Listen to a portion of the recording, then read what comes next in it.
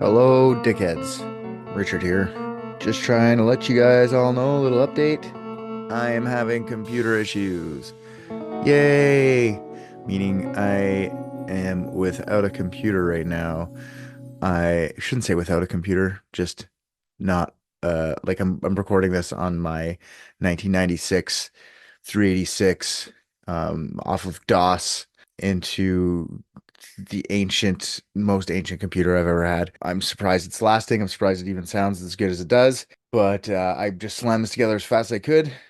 This is an episode from Unethical. It was our episode about a Japanese game show that I think you guys might all find exciting. Hopefully, between now and our next episode, I'll have a new computer and I'll have a new episode dropping for you guys. Thanks for your patience, and hopefully, this tides over until our new episode drops. Enjoy. An elite team of private detectives. What if balloons are aliens? Maybe that's the key component we're missing. Cover-ups. John's guilty. Mysteries that need to be solved. Maybe Mormons need mountains. Richard, shut up.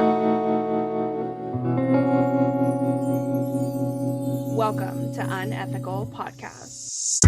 At just 12, these two girls nearly took another classmate's life. Last May, they boarded A fellow passenger on a Greyhound bus basically walking the streets of Winnipeg unsupervised, and the decision is causing concern. Vincent is schizophrenic and was found not criminally responsible.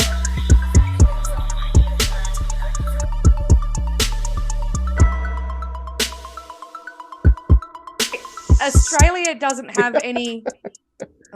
Okay, good. I'm gonna have to change the names now. So, Australia doesn't have any serial killers. Like, we've had a couple of mass murderers, but no real good serial killers or anything like that.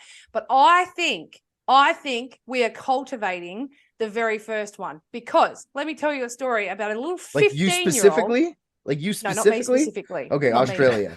You don't know that for Okay. sure. Yeah, well, Cultivating it.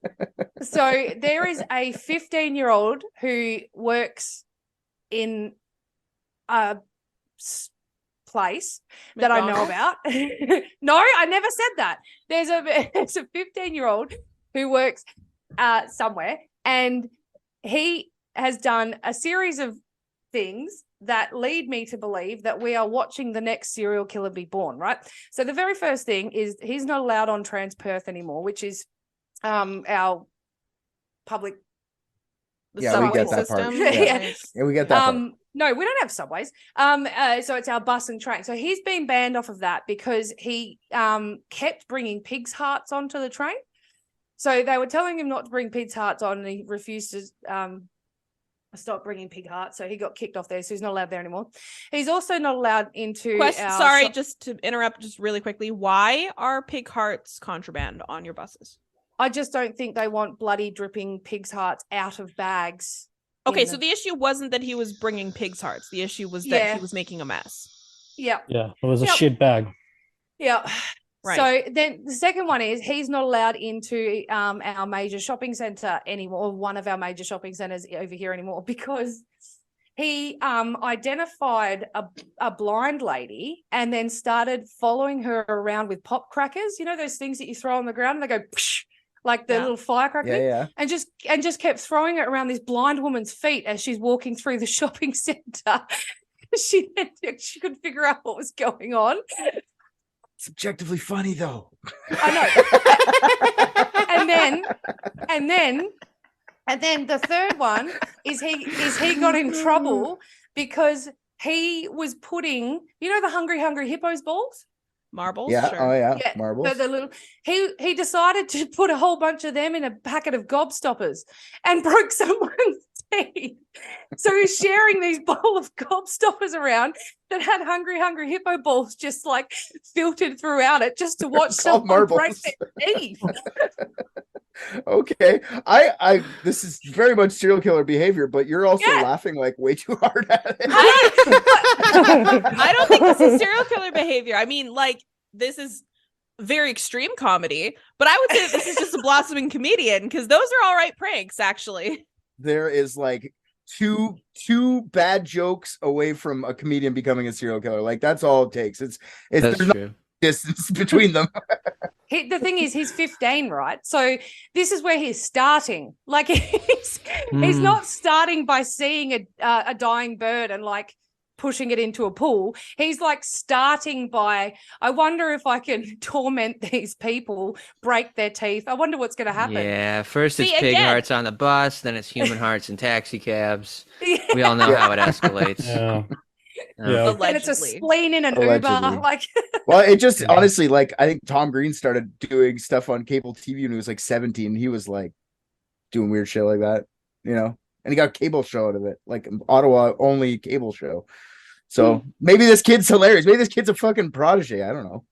I was like, someone needs to give this guy a cuddle because, yeah, we just want to. Oh, I was gonna say, then they'll find like his sweaters like lined with thumbtacks when they try to hug him. See, and that would also be funny. Exactly, like 10 steps ahead of the game. That'd be Yeah. awesome. But yeah, I was just gonna say, you thought of that whole story because I was saying I let my kids watch horror movies, and they're like, you think my kids? Yeah, you think because- I'm brooding a serial Well, killer? Oscar's That's what- already Jack the Ripper, so I mean, That's true. let it go, Richard. If Yeah, anybody's because- going to talk about serial killers in relation to kids, it's going to be yours. Yeah. Yeah. No. well, because fair enough. when you were talking about it, I was like, it feels like we need to keep a close eye on Richard because he is potentially trying to cultivate a couple of serial killers. Like if they're watching hardcore stuff and they're like, no, this is boring as shit. And then how, like, it's like porn, right? Like you need weirder and weirder porn. Are they going to get weirder and weirder horror? And then they're like, I wonder if I can try this in real life on kittens. I don't know. Yeah, but like, I don't know. I mean, I watched horror movies when I was younger than Richard's Yeah, look kids, at you. and I know.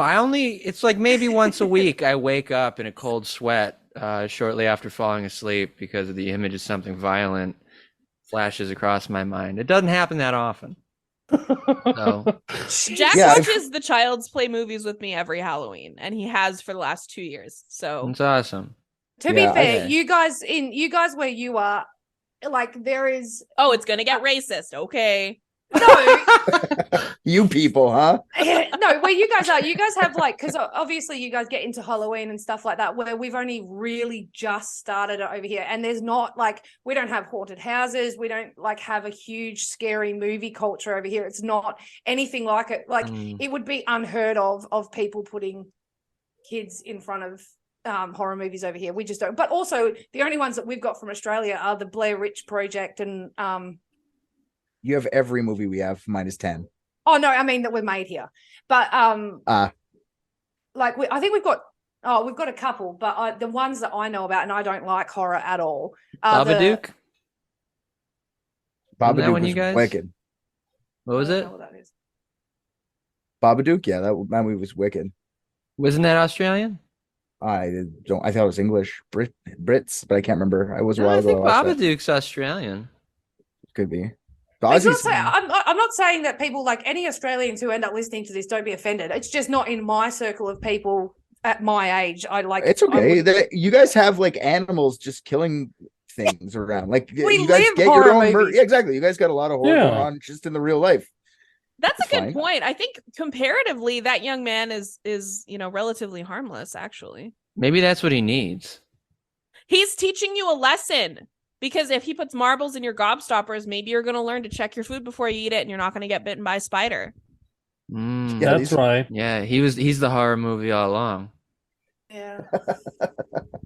Yeah, okay. I look, would say keep away the disabled people because I don't think this kid likes them. Because the next step, I feel the logical step he would do is maybe rocket launchers behind a wheelchair. I don't know. or kicking like running through the Yes. supermarket, kicking crutches out from under people. Who knows? It's Taking the horrible. batteries out of the hearing aid and things. I don't How do know. you know all these things about this child? Is this I like may national or- news? No, I may or may not know someone who looks after them. Okay, so if you know all these things about this individual, and you look after them, why do they keep happening? I don't. Okay, but why? Okay, so the person that you know allows it to keep happening. So the person No. you know is in fact the problem. No, they're trying to stop it. I feel But like you guys also- are bullying the weird kid. That's what I feel like's happening now. No, well, that's what they're trying to like. They've gone. they're going a little bit more like, let's pay super attention to this kid because obviously there might be a little bit of attention-seeking behavior. So they're trying to pay. Do you guys not have autism on Australia? It's not made in Australia. Or maybe because they're all autistic. It's Australia, so it's like. Funny. You making that face in the way you just said that didn't help at all. Yeah, were you stimming?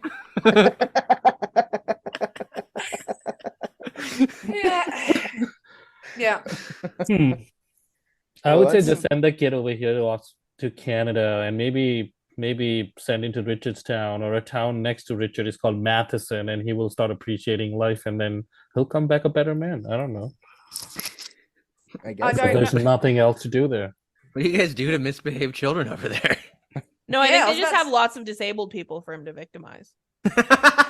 Yeah, he'll come and get it out of his system. Yeah.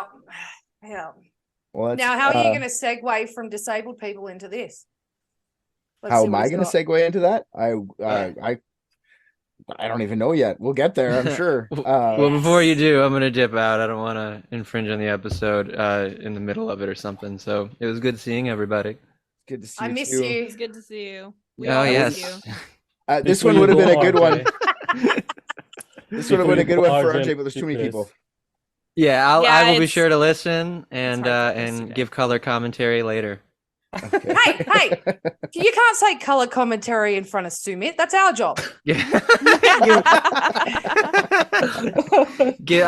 I'll give BPOC commentary later. All right.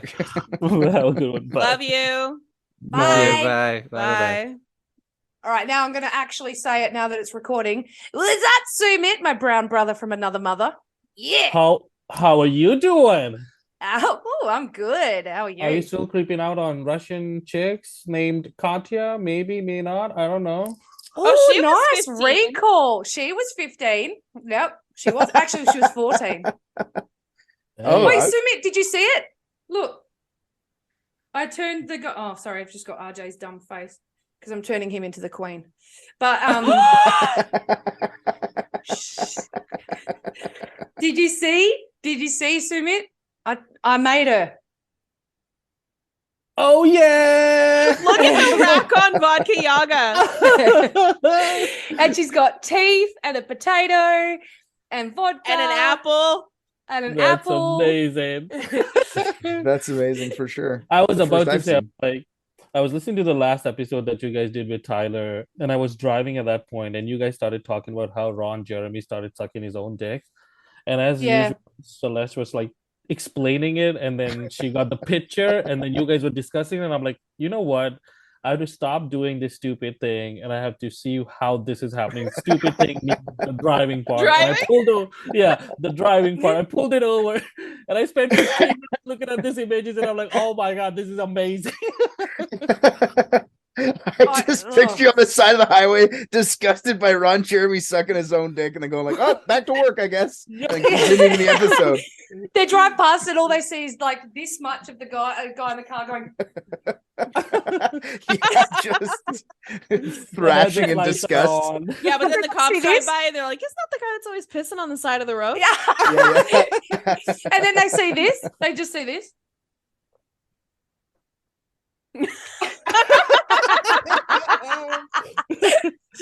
For the listener, Bo just tried to suck her own dick. She was this close. No. She did it. I wonder. She did it. You can't see. She did it. She had the whole thing. Yeah, to the hilt. And she did look like Ron Jeremy. Rude. It was all the body prettier. hair. Yeah. They were like, is that a brown Ron Jeremy sucking their dick on the side of the road where they normally piss? Yeah, so can you roll their windows? Hey, officer, can you do this? I can do this. It was a sad moment. My son doesn't like to kiss me anymore. Which one? Oh, Gabe. Okay, just checking. Yeah, Gabe, I went to give Gabe a kiss. I was like, good night. And he's like, no, you can kiss me here only. And I'm like, yeah. Died a It was little bit on horrible. the inside. I did. I was like, oh, it's happening. He's growing up. He doesn't want his mum kissing him anymore. But let's Christy do it. I'm offended. Yeah, but at the Yeah. same time, it's important for you to respect that because we all have to teach them consent at a young age. So it hurts like hell. 100%. But you Yep, can't just be 100%. like, I gave you life. Yeah. I was like, you ruined me, and now you get to decide. No, but I was like, okay, Gabby, that's totally fine. I was like, oh, okay, no, it hurts. Okay. I respect that you don't want to be kissed anymore. It's fine. I'll only do it on your cheek. But yeah. Well, that's Also, sad. did I tell you one time? So, you know, when kids are discovering, like, speaking of kids' consent and stuff, you know, when like kids are discovering their body and like seeing other people like blah and started noticing that their things are different, right? I was in the shower and I was having a shower with Gabe, and he was 18 months, maybe he was 18 months. And he was standing there and he goes, Mum, where's your willy? And I was like, Mummy doesn't have a willy. Mummy has a vagina. You have a willy. I don't have a willy. And he looks and he goes, oh. And then he just looks and he turns around in the shower and shakes his head and goes, what a mess. I was like, what kind of flapjacks you got going on down there that he's like, you thought that was a car crash? What do you got? In my head, fucking lapes or what? What's going on down there? I don't know. I have a very beautiful vagina, but like I'm thinking in his head, he's going, that is one weird looking dick. Like, yeah, for sure. And here we like, are 10 minutes later, back again to dick conversation. It happens a lot actually when I'm involved. Weirdly. Can't help it. Kids are really funny. They're really funny. Yeah. Like Jack one time noticed that I had like armpit hair, right? Because like I live alone. I don't shave my pits. Who the fuck cares? And like he's just like, he was like, oh, okay, like looking at it. And then I just see him and he's like like looking at his own. He's like, where am I? Confused about it. He's like, oh, when Jesse was younger and got his first couple of pubes, he came out and he's like, I can't pull the hair out. And I was like, what's happened? He's like, the hair from my head fell down and now it's on my willy and I can't pull it off. And I'm like, oh, no, mate. No, mate. Here, let me show you something. Here is a diagram. How about that? Are we coming in segues? That's discovering our bodies. That's kind of a segue. To a point, it is because, well, okay, Sumit's here. No offense, Sumit. Wait, Celeste, get your racist counter out, please. Oh fuck! All right, I'm on it. Oh yeah, Sumit's here. Racist counter has to come out. Sumit's here, but I kind of you were my second choice for today, Sumit. Not because I don't love you to death. Not because I don't love Sumit to death. I do love Sumit to death, but I wanted Luke Toki. And the reason I wanted Luke is because he was on a game show or reality TV. And today we're going to talk about reality TV. Oh, our Luke. Luke, yeah. But he couldn't come. Oh, and, yeah. Damn. It's all good. We're talking about reality TV here. So have you guys ever do you remember like the 90s and stuff when Japanese game shows were all like crazy and they would do a bunch of crazy shit in these game shows? Do you remember this? Anybody remember this? Yeah. Well, I still do. And I fucking love it. Yeah, it's a lot less crazy now than it used to be. Yeah, it's very dangerous. They actually have laws against it now, doing crazy shit because of so much bad shit's happened. In fact, yeah, I know, it's so funny. They can't go as crazy as they'd like. Yeah. But they had a show in 1998. It was a Japanese reality TV show that asked the question, can someone live only on winnings? It was called Susunu Denpa Shonen. Now I tried to translate this. It translates in like 7 different ways. First translation I saw was "Don't go for it, electric boy," which is awesome. Don't go for it, electric boy. I like that one. Wait, how do you spell it? Susunu! Exclamation point. SUSUNU. SU and a space? No, just all one word. SUSUNU. Exclamation point. Yep. Denpa Shonen. GEN. Denpa, DENPA. Oh, DENPA. And then Shonen. SHONEN. NEN. So I looked it up a bunch. Point? No. I looked it up a bunch. The first one, like I said, don't go for it, electric boy. Another one that I saw was lit forward signal youth. Lit forward signal youth. Um, one of my friends that lives up here, his name's Mark Klepeek, another comedian. He's the guy who left the group because we were posting Victorian pictures of people with dead babies, like because they would take that Those guy. were early days. Yeah. He left, but he's a buddy of mine up here, and his wife is from Japan. He lived in Japan for like 10 years. So I called him and I was like, dude, how do you translate this properly? And he says like he knows the show that it existed, and it's kind of like a pun, so it's hard to translate into English. So like, don't go for it, Electric Boy. But like, he's like, it doesn't really translate well. So we're just gonna call it. I've seen it be called Sweepstakes Life. So the show is just going to be called Sweepstakes Life because it makes my life that much easier trying to say, don't go for it, Electric Boy, 100 times. Mhm. Oh, I like that. And then how would you shorten it like they do these days? DGFIEB.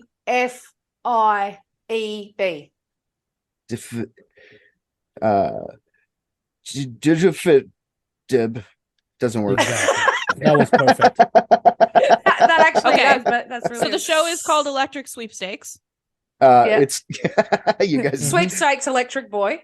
Yeah. Right. Yeah, right. Sweepstakes Life. Sweepstakes Electric for Electric Life of Sweepstakes Boy. lit.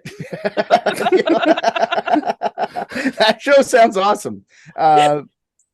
Sweepstakes Life is what we're going with. Get lit. It was a reality TV show that ran 4 seasons from 98 to 2002. Do you guys watch reality TV? It's kind of my little. A little bit of. Yeah. Yeah. 90 Day I don't. Fiance. Friends with Luke Toki goes, Oh my god, I can't believe you said I was friends with him. Oh my god. you are friends with him. Well, I've met him twice, but he's amazing.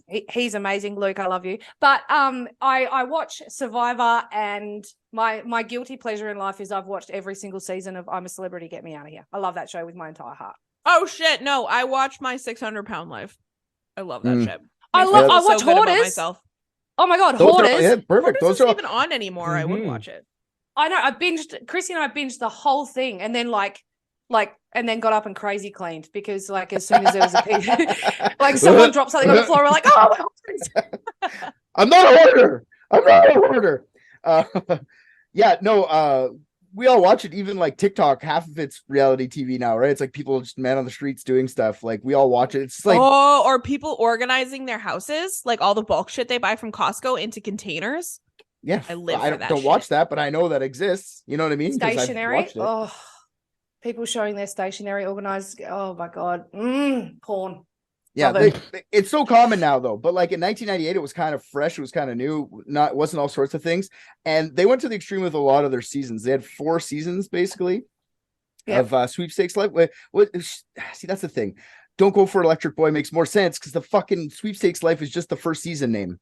But anyway, so they would do like crazy shit. Like second season, the first season, what we're going to talk about today. So second season, I'll just tell you a couple about the other seasons. Second season of this show, they stranded 2 contestants on an island. I think it might have been just one actually, on an island just off the coast of Japan. And to win the season, the contestants would have to make a raft and just escape back to Japan. No help, nothing. Here, you're on an island, make a raft, get back. That's how you win. Okay. 4 months. Wait, I've how seen Castaway? I could do that. Yeah, hang on. Is Wilson there? No, wait. Like, how far is it? Well, no, back it to wouldn't be Japan? Wilson over there. Oh yeah. Yeah. Wilson's son. One for the race. One goes up on the races.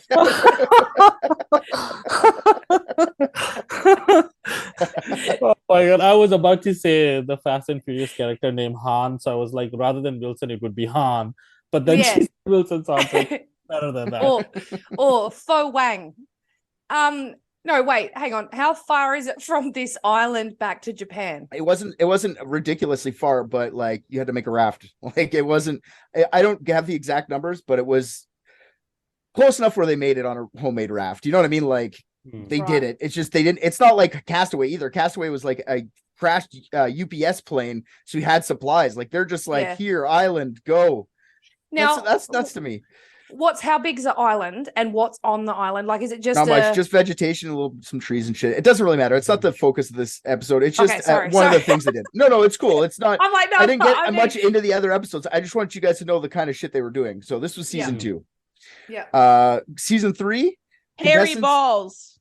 So it would be named Harry. Sorry, I looked it up. There is a Japan-based company that makes tennis balls called Harry Balls. So his name would be Harry. Harry Balls. So Harry his son. island companion would be Harry Balls. Harry season- Balsan. Sorry, go. Balsan. Season 3 had contestants, 2 people that had to hitchhike their way from South Africa to Norway, and they're Japanese. South So- Africa? The what bottom of does South them being Africa, Japanese have to do with them? because they Like, don't are know you the saying language. Japanese people can't do that? They're No, saying they I'm don't know the saying that language. they're going to die Oh. in South Africa. Sorry, they're So- going from where to where? South Africa to Norway. I cannot speak Norwegian either. Exactly. 10,000 kilometers. They had to go. Jesus Christ. They got a backpack full of stuff. That was their whole thing. I don't even know how long that one took, but someone almost died in that one. But he couldn't get water. He almost dehydrated himself. The last season of The this, sky makes it. Why don't you just collect it on your anyway? it's true. Yeah. I agree. I don't know. I didn't watch the Oh, full but it thing. is Africa. It depends on what time they went, right? Africa's got a lot of deserts. I believe the rains down in Africa are in Africa. fact blessed. I was gonna sing it, but you just said it. I was like, perfect. Fucking perfect. The last season of this, they put contestants in their each in their own room with a TV to watch their favorite baseball team play. And if their team won, they were given food, and part of their face was revealed to the national audience that the show was doing. If their team lost, they'd be given no food, and they would cut their electricity for the whole day. What Until in the the next- Squid Game is this?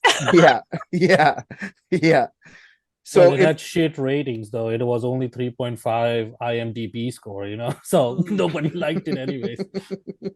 I found another name. Sorry, if you like, I think this will make more sense. It says, "Do not proceed, crazy youth," is one of the translation. Well, sure. Yeah, Another yeah. one. Oh, Yeah. so the point of the title was just to communicate this is going to be really hard.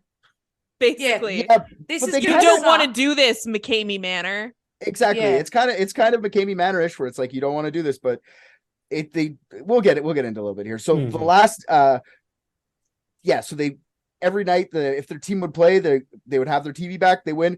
If the team went on a long losing streak, they wouldn't feed them for weeks. That one got canceled because no one was watching by that time. It was the first season that was super popular, just waned on popularity as the seasons went on. Plus, they started making laws against doing shit like that, so they just fucking canceled the show. So no Starving one reality TV contestants? Those seem like pretty good laws. died. Pretty good laws. So the first season of Susunu Denpa Shonen was the most popular, and we're gonna be talking about that today. It's a story of a struggling comedian named Tamaoki Hamatsu, born August 5th, 1975, or as he is better known as Nasubi, Electric which Boy. means eggplant. Oh, sorry. It means eggplant in Japanese, actually. Okay. Yep. He got his nickname of eggplant because his face is the shape Huge dick. of an Oh, sorry. eggplant. Let's just say eggplant's dick comes up, so we'll have to talk about that a bit too. So Well, maybe you'd this want to thing- hope so. Have to. I He'd believe need you mean to- get to, but all right. His father was a policeman, and he grew up in Fukushima City. Mhm. The first 2 episodes of Sweepstakes Life are available online. Actually, I think I found all of them now, so I'm going to post them in the show notes if you guys want to watch them. Did you Yes. watch it? I did. Was it good? No, I feel bad. No. It's different of now yelling. because back then it probably would have been a lot funnier because we had less care for people in the 90s. Now we're like, oh, I feel bad for this guy. He's suffering. Anyway, we'll get to it. But yes, I did watch it all. All that they released honestly is maybe 2 hours worth of content over the amount of time we're going to talk about today. So the first 2 episodes, or a bunch of them, I'm going to release. Okay, it starts off January 1998 in a typical office with a bunch of struggling comedians just sitting around in a room waiting for an audition to be on this show. And when they're sitting there, they're like, "Oh, this is an audition." Then they just come in, the producers come in. They're like, "Yeah, it's not really an audition. It's more of a hat draw. So don't worry about it." So they just put everyone's name in a hat. They didn't have to do any type of auditioning, which I found funny. And our buddy Nasubi wins the draw. So I'm going to show you Nasubi winning the draw, just so you guys can get an understanding of how this starts off. Question. Yes. Sorry. Why did they pick comedians specifically? Is it because they're desperate and will do anything because they're comedians? Yes. I agree. Yes. It's a bunch of struggling young artists that they were looking for. It's like a casting call, and the people that came in were a bunch of young men comedians. So, did any women come? Typecast. no, not a woman amongst them. Were women allowed to come? Probably not. I don't know though. But it is Japan in the 90s, Yeah. so Women weren't allowed to come in the 90s in Japan? Actually, I'm pretty sure in Japan in the 90s, women weren't even like allowed. They were still being put in baskets in the rivers and stuff. What? Screen share with sound.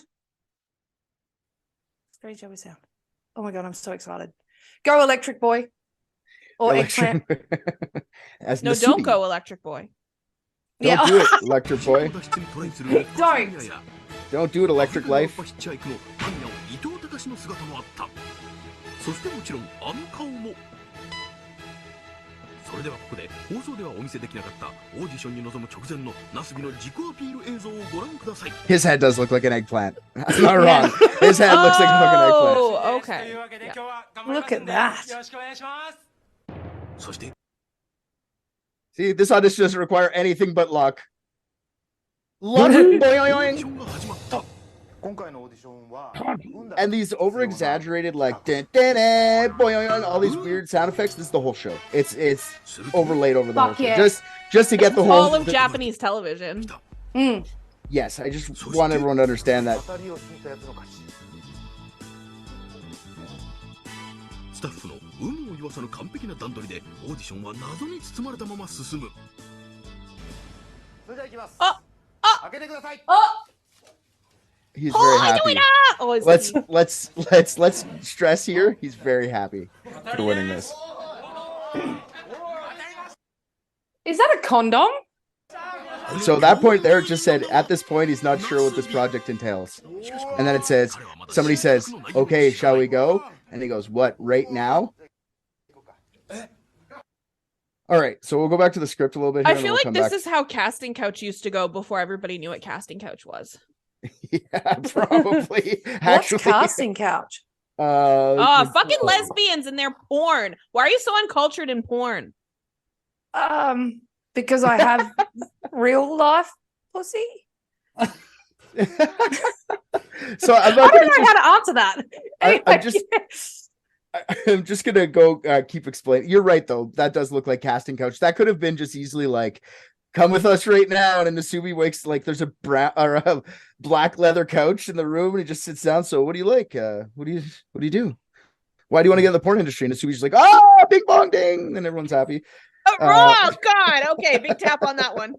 Bing bong ding. I'm talking about the sound effects. I'm not talking about his. I know you weren't. So I'm not gonna watch. We're not gonna watch the whole fucking video. I did pick out a bunch of clips. I could have watched that whole thing easily. Yeah. I was very. Yep, I was into it. I'll just explain it. Maybe we'll watch a little bit more. I'll just explain it for the listening audience, and then he has a huge head. Seriously, if he just held his breath, he'd be able to float like his head was a buoy or a buoy, or however you guys say it, across the gap. Like, that is a massive head. It's big. It's long. It's a long head for sure. For sure. I get the eggplant. Mr. Eggplant. So we were just in the audition room. He says thanks, and then he's like, sorry, hang on. I sent what you said in Japanese to the only person I know who speaks Japanese, and she's like, "Hello, this makes no sense." Ask her if she knows who Nasubi is. She'll say yes. Some Japanese friend will know. She's 22. Maybe still. Okay, cool. He got super famous. Anyway, so send an eggplant emoji. Yeah. So yeah, that we were just there. He was just leaving the audition room. They just said, "Come with us now." They end up blindfolding him. He walks outside to a car. From there, he's driven to an unknown location. Nasubi gets out of the car, and then he's carefully walked through a wintry snow-covered streets in Tokyo in January to a nondescript building. They get him into a random room, and when he gets into the room, they take his blindfold off, and he sees a few then things. His shirt, then his pants. There's 1,000 of pre-stamped postcards stacked on a table, like thousands of them. Are you okay, Celeste? Said 1,000 priests. Oh, I was like, Priest stamped. stacked on top of each other. 1,000 priests waiting to anoint him into the next life. on a couch. Stacked on top of each other with stairs. Christian casting couch hasn't happened, but I'm sure it will after this episode. It will now. Yeah. Add it to the business plan. I mean, I don't know that for a fact. Maybe it does. Anyways, so he gets in there. There's thousands of pre-stamped postcards stacked in a giant stack on the table, a couple stacks. There's a pen, an empty notebook, a cushion in front of this makeshift office. There is a telephone. There's a radio, a gigantic magazine rack, full of like brand new magazines, all filled right to the brim of it. There's actually a complete washroom, there's a complete washroom. There's no toilet paper. There was a single burner stove there as well, like electric. I don't know if it was gas or electric. I think it was electric. Burner stove, zero food, not a bit of food. Okay. So Nasubi was told, okay, now to win, you have to stay in that room until you win 100 million yen worth of prizes from sweepstakes. And a million yen is about 10,000 American dollars. So that's it. Yeah, not Which 10,000 is like American 5,000 Australian dollars. So he had to. That's what the magazines were for. So they were telling him, you got to fill out these contests in the back of these magazines, all these like sweepstakes, and that's how you're gonna get your stuff. And as soon as you get enough stuff, you get to leave the room. That is how this works. So the radio is there for that too, so you can listen to like radio sweepstakes. You could like call in and like, I'm Nasubi, I want to win the car or whatever. If you can get through, third caller that gets through, shit like that. And anything he won, he could use for himself or keep after the challenge was over. And if he won, you know what his prize was? Can you guess? He gets to keep whatever he won. That and exposure. They told him you will get exposure. And you can keep all the magazines. You can keep all the exposure and magazines ever.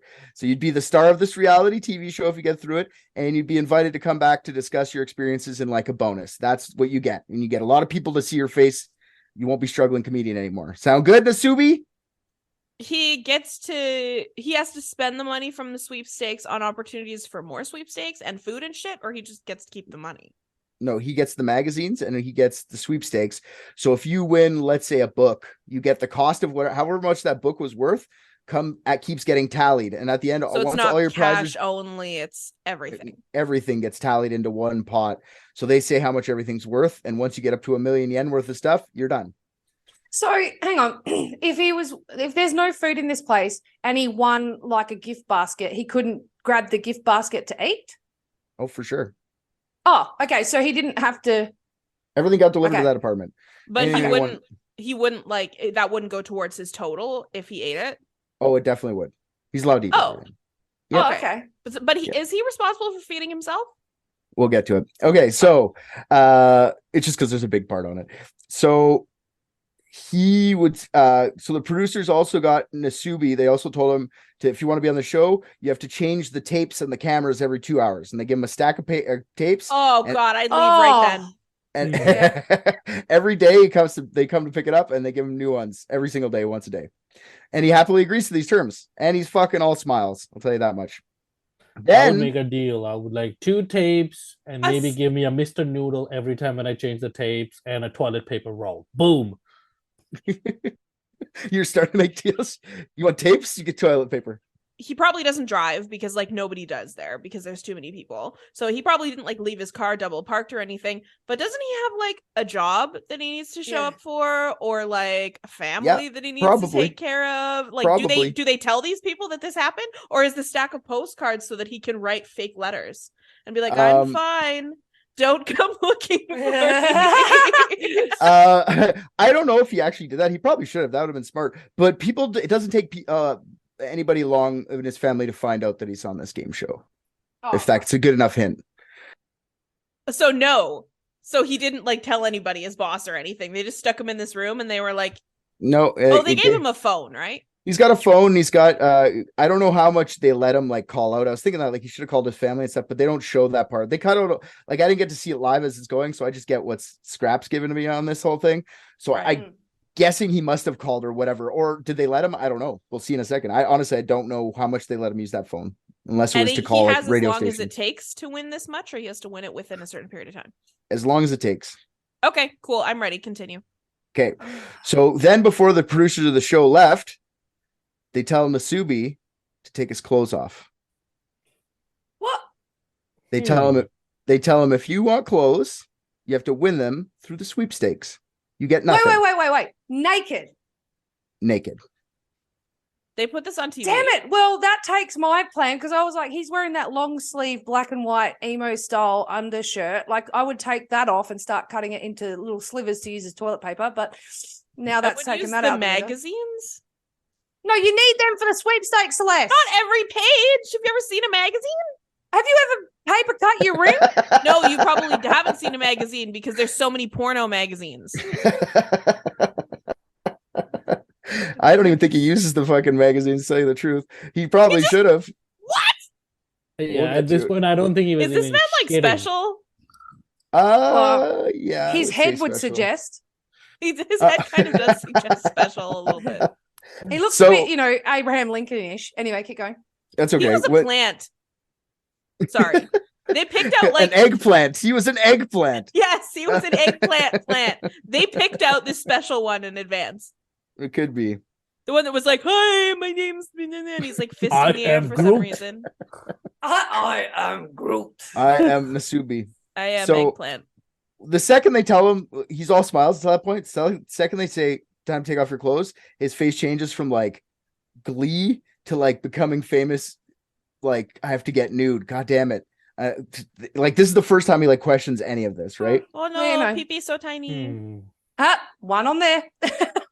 Barely. So, barely.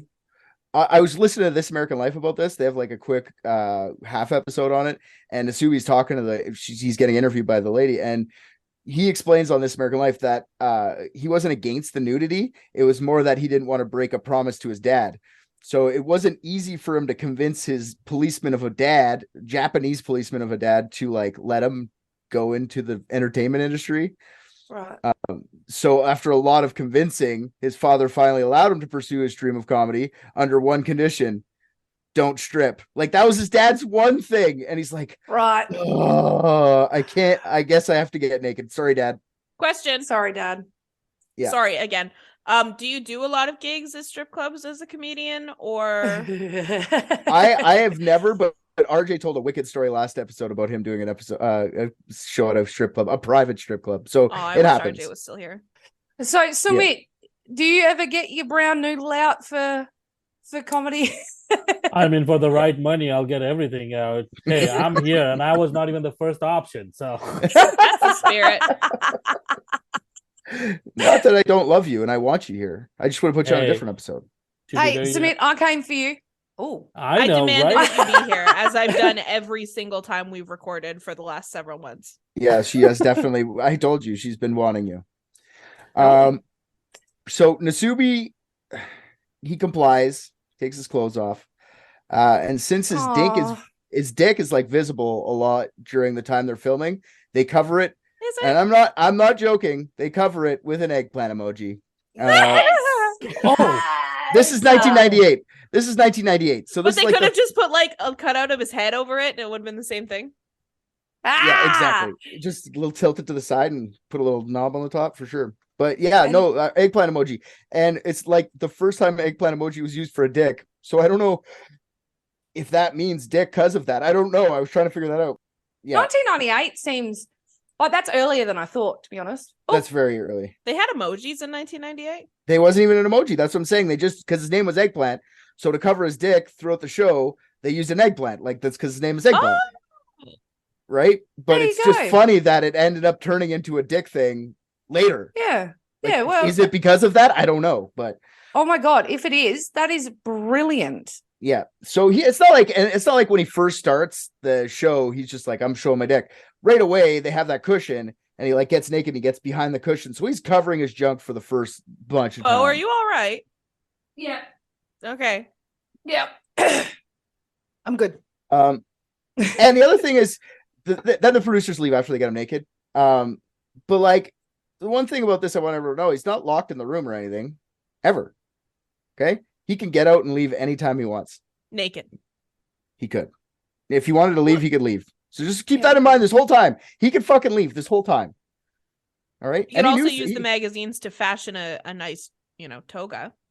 Yeah, true. He's not thinking creatively. True. So Nasubi knew that they were filming everything, and he thought it would all be cut into a show after the whole ordeal was over. That's why he was changing the tapes. What Nasubi didn't know is that all of his exploits were being aired live on TV, and each Sunday, illegal. The producers would cut together the funniest parts to make half-hour episodes. That seems illegal. It I definitely have does. to watch this. I have to watch this. It seems unethical, right? And they take the funniest parts, and this is why I started feeling bad, because like when I say funniest, I mean the parts of the show where Nasubi's suffering or being himself as like no one was watching, because he doesn't understand. He doesn't know it's being live streamed. So you do weird shit when you're by yourself. He starts doing some weird shit, but like that's because he thinks he's by himself. No one's watching him. Like, anyways, I kind of this is where I start feeling bad for the guy, because it's like sometimes it's like that's bad. He's like super sad or something, and they go bah, bah, and like the sound effects in the background, like just like try to like look at him cry, like what? But I get how that might have been funny in like 1998, but not. That's terrifying. Oh my god, the shit that I do by myself. That's so scary. Oh, I do the shit I do by myself. I do in front of other people anyway, so I wouldn't. There are a few things I can think of that I definitely don't do in front of other people. Yeah, there's lots of things. Everybody has something. Bo, you have something. I mean, I wouldn't fuck in front of anybody. Come on. The one thing I want you to thing that I want you to do in front of me. But like, I don't know. But yeah. We're like unethicucks.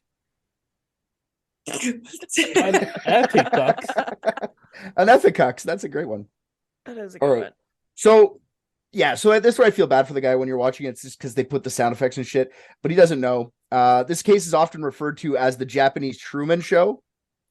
So just before the producers leave, they ask Nasubi what he's going to go for first. And he says clothes, because that's the one thing he's fucking ashamed about right now. Yeah. So when he's finally left alone, he starts just reading the magazine sweepstakes. I'm sorry, I have another question. Yep. I'm so sorry. He has the bed and shit in here, though? Nope. No bed.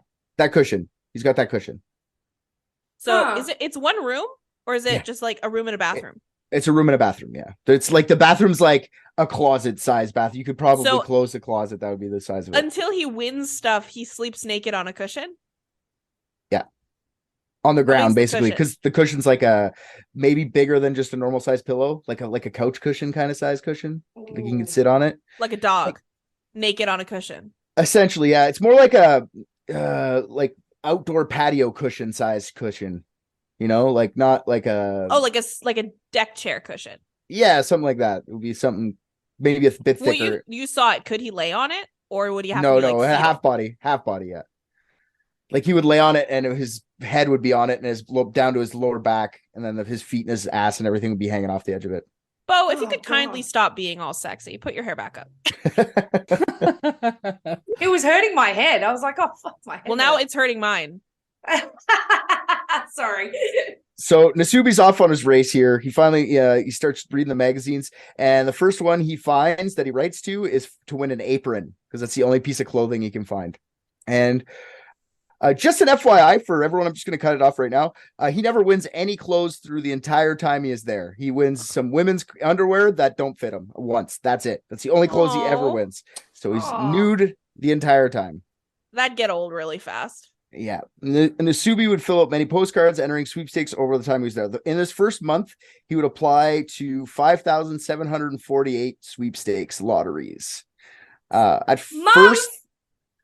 Yeah, that was the first month. Yeah. So at first, Nasubi would go without food. He loses a shit ton of weight. People start actually getting very scared for Nasubi's health. He wasn't a big guy to start with. Yeah, and he starts getting like scrawny. You can start seeing his like chest coming out. His collarbones getting all super skinny. And apparently the producers of the show were like, or I guess the crew, not really the producers, because the producers are kind of dickheads in this, but the crew were kind of feeling bad for him. So they would give him like a little bit of bread what amounted to like a slice of bread just to keep him going, because they felt they were going to kill the fucking guy. So basically starving is what I'm saying. Ooh. And Oh my God, Electric Boy, what are you doing? while he's starving, on the 6th day, a ramen delivery boy comes to the door to deliver food, but realizes he's at the wrong door after Nasubi has no money and he leaves. I would have just fucking tackled him at that point. I would have been like, "You're giving me that food." Oh, yeah, you should see that. You should see the disappointment in him. Like, he's just like, was that a plant too? Did they do that specifically? That must have been him? No one's ever said that's what it is, but that for sure is a plant by the producers, guaranteed. Oh yeah, just watching. He's like noodles, and then just watching the life fade out of his eyes as the noodle man leaves the front door. Yeah, no, basically you're not wrong. That's basically he went and sat down. He was like, actually, he talks to the guy for a second. He's like 1,700 yen total. And he goes, I don't have any money. He goes, okay, bye. And you just see Nasubi kind of like, you ever watched Arrested Development when they walk away all sad? It was like, do. He just like walks over to the, and he's just like, hello, darkness, my old friend. Pretty much. Do not proceed, noodle man.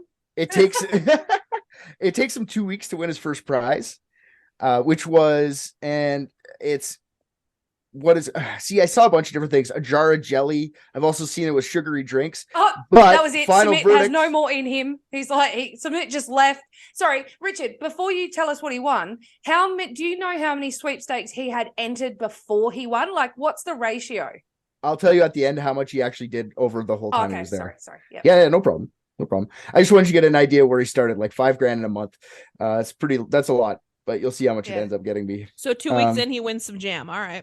He wins jam, but that's what people kept saying, jam jelly. So I went and watched that's why I watched the whole thing. I'm like, I got to understand this more. And I found the name of it. It's called fiber jelly. It's 12 pods of fiber jelly, which is basically like a jelly drink, but it's to help you like shit. It's like a protein, like it helps you shit. Fibery jelly drink. No, he can't afford to shit out. Yeah. Yeah, but that's all he has, right? So that fiber jelly, you should have seen how pumped he was when he got it. He was pretty pumped because it wasn't super pumped because he was like, it's fiber jelly, but he was pumped enough because I have food. And he drank it. This is the greatest thing. It's like a juice container. You know those ones that are about this big and it's like lined with aluminum or metal or something on the inside? Yeah. Oh, so those are like, that's a decent size. Yeah, 12 of them. Yeah, he got enough. He got quite a bit. And he was starving, so it probably tastes the best. Probably the best meal he's ever had, honestly. And he could make clothes out of that. And it's aluminium on the inside. Sorry, I was copying Richard's stupid accent then. It was aluminium on the inside. He could have fashioned 12 of those cartons into an outfit. You're not wrong. He could have been Mr. Roboto by the end of the week. And the metal on the inside keep him warm. It's not actually metal on the inside, but okay. Shh. Don't ruin this for me, Celeste. Right after he wins a couple days after he wins the jelly drink shit, he wins. He shits his fucking brains out. No. And in the background, it's like wah wah. Probably, honestly, like that would have happened. I'm sure of it. Oh, the producers have to kick the guy out of the house because they have to clean the shitter because shit. Yeah. I don't have any toilet paper. Yeah, so he shits his pants, I'm sure, all the way through. But after that, the next thing he doesn't have any pants. He shits his cushion. Yeah. He probably makes it to the toilet. He doesn't have much to do. He's not like waiting in line. He's just running there. He wins a 5-kilogram bag of rice a couple days later. Too much celebration. He's very happy about this. Wait, does he have running water? He does. Okay, so he has running water. Does he have a pot? He has a little burner thing, right? But he has a burner, but no pot. How's he going to cook the rice? I don't know. We'll see. He's in got those some containers. By this time, okay, a couple side notes before I keep going on here after he gets the rice. He doesn't really give a shit about being naked anymore. After 2 weeks of starving, that's the least of his fucking concerns. So he's just flagging around. And he also starts writing in the notebook during this time. He starts like keeping a diary. All right. I don't know exactly when he starts the diary, but it's early on. It's not like 3 weeks in or whatever. It's like the couple first days. So I just want you guys to know he's writing about this whole thing too. Yeah. So back to the race. So here's a video of him winning the race. Actually, I'll show you that real quick. I got. Yay. Oh God, the poor guy. You should see how pumped he is when he gets it. That's why I had to show you. So this is his little apartment now. You guys can see it now how it looks. Little table in the middle of the room. There's all his It's magazine rack. AC. パンパカパーンパンパンパンパンパカパーンやりましたありがとうございます。やったー当選第2号うわーファイバーゼリー飲んでていいことあったな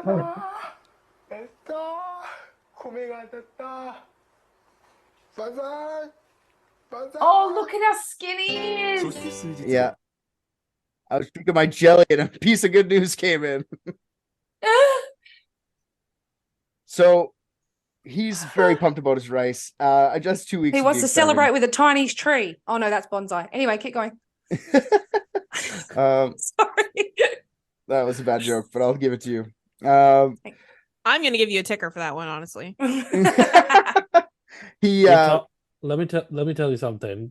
When you're like when you immigrating to other country illegally, that's what you basically do. You have like a big huge bag of white rice cooked already with you. You're sitting in a container and just spending a month there. So basically that's not a new concept. Are you talking from experience, are you? Oh yeah. I'm just finishing it now. Just handfuls of it. So he celebrated that rice like a poor kid getting a Christmas present. He was very excited. But then he soon realized as soon as he gets it, he has no pot to cook it in. Oh no. So what he does is he just starts eating it raw, like an idiot. And he starts going like, I can't eat this raw. It's fucking disgusting. Then he just eventually figures out a way to cook the rice using the metal lined fiber deli container and setting it close to his burner. So Celeste called it. Yep. This is still just January. Like he hasn't even gotten out of January yet. February, his efforts prove worthwhile and he starts to win some stuff. He wins 1,000 yen. So that just money came in, which was nice. Some body soap and some canned spaghetti with no can opener. So he's pissed about that, to name a couple things. He also gets a bag of dog kibble and some canned food. And but when no can opener. When he runs out of dog food usually has like a tab pull. No. Yes. When he runs out of the rice, his main source of food is the dog eat food. it with the rice at least. Come on. Yeah. But the rice is not even cooked, so I don't know. He probably he got it cooked because he's figured out how to way to do it. But he probably thought like, I don't have to eat this dog food. I'll eat up all my rice. By the time the rice is done, I'll win some more food. So it was like out of desperation. He wasn't planning ahead to eat the dog food. You'd have to do that with the rice to mix it with it, Celeste. He thought like, I'll never eat that dog food. I'll get something else. But he did eventually, but he didn't yet. He started eating the dog food. Now he doesn't even eat human food anymore. It's not weeks. It's like weeks before he gets another bag of rice. So Nasubi. But he had canned food and no can opener and nothing to open it with. Canned spaghetti. But could you imagine sitting there eating your dog food, like looking at the canned spaghetti, being like, oh, this spaghetti's so good. I feel like I would have figured out a way to get into the spaghetti. It can't be that hard. He eventually gets into it. He doesn't do it right away, though. That's for sure. He eats the dog food. You're right. I would be smashing it up against the ground. I'd be doing something, right? There's like a corner of a table. I would put it on the burner so it exploded. Yeah. Yeah, I'd put it on the burner so it exploded and then just lick it off the walls. For sure. Yeah. Nothing. I'm going to be more starving than Nasubi to eat dog food. You know what I mean? Like, I got to be a little bit more than that, buddy. See, be more desperate. I would eat the dog food with the rice. Yeah, I would not eat it by itself. You'd have to pre-plan that. That's what I'm saying. You don't want to. Yeah, but I've already been starving, so I immediately would be like, okay, you know what? If I get low on rice, I'm starting to mix it with the dog food. Yeah, I would have done it to make the rice last longer. So I would have been like, I could have the same amount of intake of food if I mix my rice with my dog food now, and it will make the dog food taste less shit. Hope, fingers crossed, and I would just look and pretend I was smelling the can of spaghetti the whole time, because that's the thing I can't get past. I can smell the dog food in, like, right now thinking about eating it. The smell is what would get me, right? Like that would be the problem. And he's crying the entire time. So he's got 100%. Salt handy from those tears. He can flavor it. Oh, dude, that is so smart. I would be crying into my rice dog food mixture. And I would make an okay substitute until I could get into my fucking spaghetti. Yeah. Okay. I would make like a rice thing with that fiber thing, just add some handful of rice into fiber, mix it up, and just chug it. Yeah. So now you're shitting. And No, sorry. The idea of just like gulping it down as like a smoothie mixture is worse than eating it with rice. That's so you much know what? worse. That's smart. Like if you get the rice, mix the rice, the dog food, and the drink.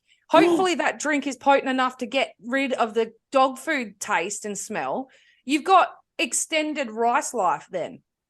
Okay, so low key, I don't know if you guys have this there, but there's this. It's like Puritan or something. It's like Irish stew, and then they have meatballs in like gravy. It's canned, and it smells exactly like dog food, and it tastes really good. So I feel like I could easily stomach dog food. We were poor growing up. I ate a lot of that shit. Okay. Smith, what were you gonna say? No, I was just going to say, I was like, and I would empty the rice bag. So the next time noodle guy comes in, I'll cover his head, beat the shit out of him, rob his ass, and take the noodles. Or rice bag, fashion it into some jocks. Oh, yeah, he could. That's a good point. Yes. He had how big a 5-pound bag of rice? Exactly. 5 kilo, actually. He could make a loincloth with that. Yep. Yeah, he lost enough weight, I think. Yeah, he's not thinking. He's not thinking. Okay, so to be very honest, because he was starving, he got thinner. Now you can see his abs, so now he's liking it and he just want to show everybody. That's what it is. Yeah, that's true. Maybe. That's true. Yeah, Nasubi starts to forget about the cameras a lot more too, and he starts to go more and more crazy at this point. He started to do weird shit in front of the camera he wasn't really doing before. But most of his days are spent writing out ballots to win contests and waiting at the doorbell ring and the phone to ring for get more of his winnings, right? He wins later on he wins a stuffed seal teddy bear thing, and he takes it for a walk around the room. He like betting. Yeah, you got a friend. You got Wilson. I'd try to fuck it. He probably did. I was about to say I would fuck it. He wins an action figure and almost immediately starts to talk to it, calling it he starts to call it his sensei. And he starts getting life advice from it. Fair. That's totally fine. How did I end up here, Sensei? Yeah. Yeah. That's the comedian in him. He's trying to be creative there. He is not creative enough for this. Anyway, keep going, Richard. Sorry. No, that's true. Yeah, that's a good argument. Comedian. How does he come up with bits? He can't even make pants. Yeah, with a 5 kilo bag of rice that obviously has a string pull on it. He doesn't look at that and go, "I can make jocks out of that." This guy is not creative enough to be in this situation. Just to play devil's advocate, because I agree. I think that he could have been a lot more creative with things, but just to play devil's advocate, I think he doesn't know that this is happening live. He just thinks like, I need to succeed so I can become famous. So focus on the task at hand. I don't give a fuck about clothes at this point. I'm just going to win. But no, he doesn't know it's live. That's fine. Yeah. Even regardless of whether I was live or I was in there just by myself doing this exact same situation, my ADD brain would not be able to not make things like you'd look like the camera would pan back into me and I would have taken all of the leftover magazines that I'd actually done and I would have made a human. Like I would have made a person that I could then be friends with. You'd see me dancing with it. Like I would be having a creative time there. I'd make glasses out of the inside of those packets of things. Like there is so much, regardless of whether he's been paid attention to or not, his brain would have been looking for that as well. Or my brain would have been. 6 months and they'd kick you out because you hadn't won anything. You forgot why you were there in the first place. Well, that's what I was going to say. Yeah, you got to keep earning too, because these are like 1 in a million chances of winning some of these fucking things. So he's got to put about as many ballots as possible to get out of that fucking room. Sorry, did you say that sometimes the sweepstakes will come to his door? Yeah, people deliver all this shit to him. And he's nude? Yeah, he just opens the door, a crack, grabs it, and puts it back in. Yeah. Congratulations, you won this. And he's like, No. They'll call him on the phone and go, "You won this," and he'll go, "Oh, cool, deliver it here." Oh, and so this isn't like what's no. It's like the people that come with the big checks to like the big checks, doors. Yeah. No. I hope I've never saw anything like that, but that would have been funny too. Just like some of the bag of rice, you're the big winner. Oh. You know Miss- what? Right. Don't be like Noodle Man. Come back. Mr. Eggplant-san, I can see your noodle. I would do so good in this Uh. show because first of all the delivery guys would be like either related to me or my cousin. So they would give me Yep. shit. Correct. Yep. Second of all, where does the clothes mostly get designed? In India? So I would be able to make something out of something. And last Correct. of all, I don't know, I would be naked there. People will not like to see me anyway. So I'll be having fun and making bits. And I'll be like, why people have this TV show where they put this person in one bed and now I have to do all this, and I will make so many jokes out of it. I would have done so. Yeah. No, well, I mean, people would tune in because they'd really want to see the hairy dick. That's true. That's true. But they cover it with like a, I don't know what's racist to cover it with, like I don't know, A paneer monkey. chunk or something. little monkey. Yeah. Yeah, a monkey too. samosa. Yes. Anyway, We so have he's emojis. talking to the action figure. He's going crazy. The show is getting ridiculously popular in Japan at this point. But it's the show is hard for Nasubi. At this point, it's 6 months in, and Nasubi has just gotten to the halfway point of 500,000 yen. And he's filled out 38,000 entries at this point, contest entries. So he's 6 months into this, halfway down. And he's got RSI now in his hand for sure. How much dog food is he eating? A couple sacks of it, but he's gotten rice and stuff Sacks? since. Yeah, like big ass bag of it, like a big dog kibble fucking thing. Because He he ate a got sack. kibbles as well as the wet food in cans. as well as the wet food. Yeah, So he ate all the cans. he definitely took care of it for sure. He ate all the cans already, and then he's working on the kibble now. Yeah. Right. And he's eating rice now. He got rice after a while. He's back to rice. He's actually eating normal-ish stuff for a little while. Oh, cool. He's winning a lot of rice. That's It's easy one to win, racist. I would imagine. Somewhere. But like, Yeah, it's yeah. also like 10 yen off of the. It's also like 10 yen off of his debt. Like he wants to win bigger things, but he needs to eat too. So, yeah. 10 By this yen? time, That's how much 5 kilos of rice I costs? just said a word. I don't know how much Oh. it is. It's just, I was like, it's that not a doesn't sound massive that amount much. of number. It's not a massive enough number to like take a good chunk off, is what I'm saying. Yeah. So by this time, though, a 6-month mark, the producers had set up a live stream that ran 24 hours a day now on the internet. And this is 1998 or 1999 internet. So that was fucking blew my mind too. They were live streaming 24 hours a day.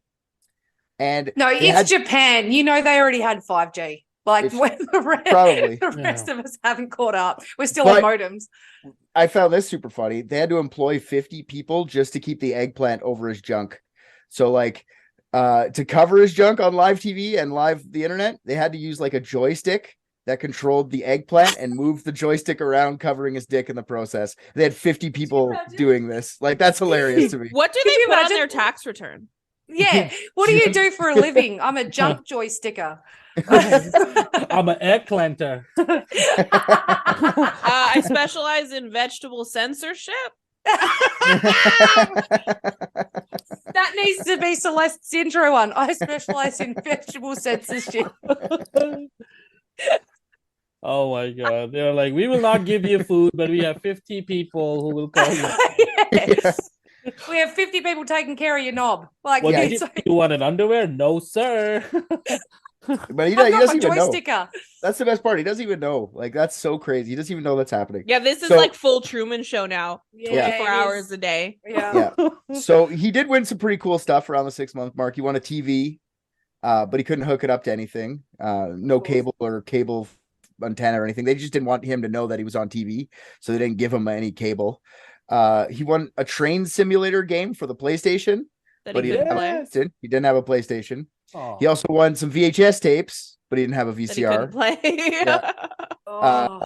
He won movie tickets and to the Spice Girls Spice World movie that was like premiering. He got premiere tickets to the Yes! Spice Did World. he go? He cannot go. He's like, I gotta stay in this room, make more money. But He you said also he won could a- leave anytime. He could have. He just didn't. You So he Um, could have gone naked to the Spice World. Definitely, 100%. He won a bike, but he didn't leave the apartment either. So he kind of like set it. He took off he drove around the apartment like just like dummy. Then he took the front wheel off and made it a stationary bike after a while. So he got Excuse like me. Did yeah. at any point when he was getting set up in this, did the producers at any point say to him, "You can't leave the apartment," or they told him you could leave at any time? They didn't tell him. They just said, if you want to win, you stay here and enter things. They didn't say whether he could leave or not. People would come to the door. The door would open. He would get deliveries. Like he could open the door and walk out anytime he wanted to. Oh God, his critical thinking is to shit. Like But he thinks if he does that, he's not going to get his fame that he's trying to go for. He's going to lose the game. So he has the to... show won't air. They'll just get somebody else. They're just but not no one play told him that. But no one told Nope. him that. But he just made that He up. didn't ask questions, I think, is what the problem is here. Well, he got ambushed too. Remember, like they said, come be in an audition. Okay, I'm here for an audition today. Then later that afternoon, he's shot off in a room naked. Like it's not, there was no prep to this. It was just like, I'm going to an audition this morning. I am making a TV show this afternoon. That's a big jump. If I had $1. Yeah. If I had a yen. So we're bringing that old chestnut back for this episode. The show is so popular, actually, at this point, that the apartment Nasubi was living at was uncovered by the paparazzi. Just by like when they saw people delivering stuff, they would kind of figure out what that place was from. They would figure out that, anyways, however they did it, they just pinpointed a bunch of different incidents and they kind of figured out where he was. Nobody really knows exactly how, but I figure like it's got to be just method of like 100 different, like, plus there's 50 people working on his dick. You know what I mean? Like somebody has to tell that story at the bar. Like I'm working on covering Nasubi's cock all day. Yay! Where is he? I probably shouldn't say, but yeah, exactly. So when they figured out they're parked outside the house all the time, or the apartment building all the time, and like chanting and being very loud. So the producers decide that they need to move Nasubi. So it's time to move him. You can't stay there anymore. It's new secret location. Oh, because of the paparazzi. Sorry. Yep. Yeah. Keep going. So they decide, let's make a show out of the move. That's what they think, the producers. So to make it interesting, they wake him up in the middle of the night, give him clothes, blindfold him again, and bring him to an apartment. So you should have set it on fire. That would have been much more interesting. Just fucking scare the shit out of him. Yeah. Get out of here. Yeah. But I can't leave. I won't win. He just dies in the fire. clutching his postcards. Only 14,000 more yen. Like the end of Schindler's List. You know, he's like, I could have saved one more. Wait, does he know what his tally is? They tell him they don't tell him all the time, but he gets an idea like every other kind of day. Like they do tell him, they update him. They don't tell him like as everything comes in, but they bring him to a new apartment. When they take off his blindfold, he's just in a new place that's similar to the old place, exactly the same, really. All his winnings and stuff have been transferred over to the new place, along with more pre-stamped postcards and a fresh rack of up-to-date magazines. When Nasubi asks, like, why did you move me? They told him it was his new address would quote, bring in more luck. So Nasubi, they really believe in that shit over there, don't they? Yeah, for sure. Nasubi gets naked. In apartment 88. Sorry, that's Chinese lucky number. That was me. Sorry, getting them. Anyway, that's on the tally because they can't tell the difference between Asians. Okay. This is the second time. So I don't know if they prompt him on this one, but Nasubi gets naked and he gets to work. I don't know if anyone's like, give me your clothes. I don't really understand. I think he just gets naked, honestly. I don't know if I think they tell him to give him his clothes, honestly. Now that I'm thinking about it, pretty sure on the second one, they tell him to give him his clothes. So the first thing he wins in his new place is a desk and chair. And perfect. It's super helpful for him. Now he doesn't have to sit on the fucking floor. And he continues writing sweepstakes. By the end of October, so this has gone on since January, so we're 10 months in now, Nasubi had filled out 17,000 entries. Wow. We are 10 months into this show, you're saying? 10 months in now, yeah. He's getting crazier and crazier. But after the first move, Nasubi had a long streak of bad luck. So the producers told him they moved him for good luck. The first move? Yeah, after his first move. Nasubi had a long streak of bad luck. So the producers told him that this was for good luck. So to combat the lack of action in the show and to back up their luck claim, the producers moved Nasubi again. Middle of the night. Wake him up, same thing, dress him up, blindfold, and bring him to a place where all his old stuff was. Nasubi gets naked, back to work. At his third place, Nasubi had much more luck in the sweepstakes. He won the VCR, so now he had a bunch of fucking movies he could watch. Woohoo! Oh, wait, does he have a TV? No, he won the TV, remember? Yeah, but I thought you said he couldn't hook it up. Oh, but because it's no cable. Gotcha. Now he has a VCR, yeah. Yeah. And almost right after that, he wins a PlayStation. So to play his game. Yeah, so he could win his game. So he did get good luck on his third apartment. He's like, "Fuck yeah, I'm winning things." And And everyone's no super food though, right? he's actually winning food slowly as things go through this. He doesn't really starve for the end part of it. Just the He first got part. a PlayStation, Sumit. Focus on what matters. Focus Yeah. All he needs is his dog kibble and his PlayStation. Yeah, he's got a dog kibble. He's like, oh, God. He's just eating it like a bag of chips now. Yeah. I like the red ones. I eat the red ones last. He's watching Fast and Furious Tokyo Drift on the TV, and he's like, "What should I eat now? Dog food or I don't know." So Nasubi sets up his PlayStation and he plays his train simulator game for 4 days straight before he looks at himself and he goes, "I should start applying again for sweepstakes or I'll be here forever." So he just stops cold turkey. He also, just after this, he wins a watermelon, which he's fucking pumped about, and more movie tickets. He wins a tent, which is fun because he sets it up in the middle of the fucking room. And with his cushion? Yeah, with his cushion.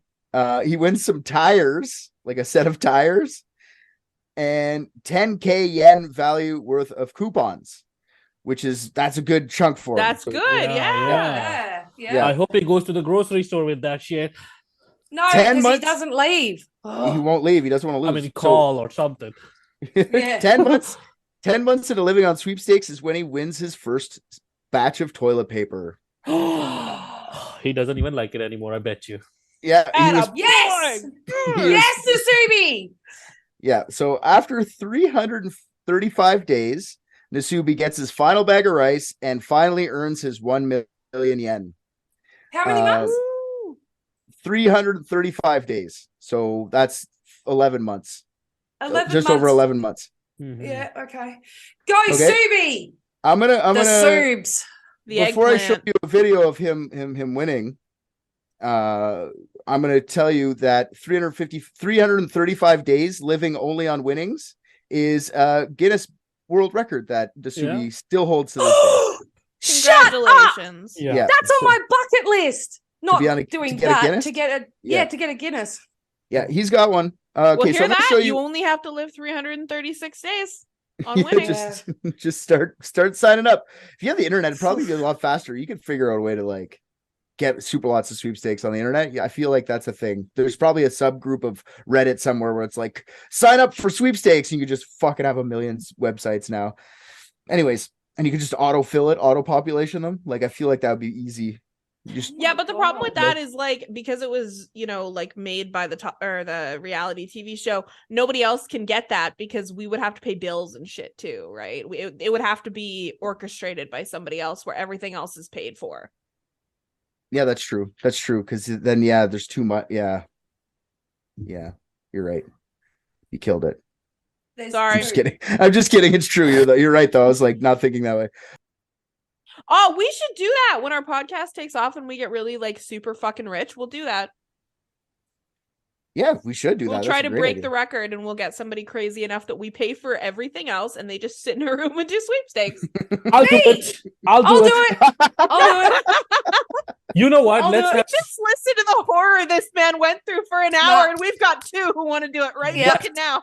And I'll we'll do it. compete each other. Yes, Sumit. We'll go. Yes, yep. Let's do it. Okay, so this is a tally of what he's won, and it's kind of like telling you where he's at, and he doesn't know that he's won yet at this point. Like he's wins just right after this, but he doesn't know. Okay, so そして我々は一つの結論を得た。それは人は検証だけで生きていける。 I don't know if you guys saw the eggplant emoji jumping around with him right there. Okay. Someone with it. はがきを書き始めた。しまった。夏美はゴールしたことを全く気づいていない。早く知らせなくては。そこでプロデューサー登場。いよいよ夏美にゴールを知る瞬間が近づく。 What do they do? Wait till the middle of the night. 懐中電灯の他にあるものを持っていた。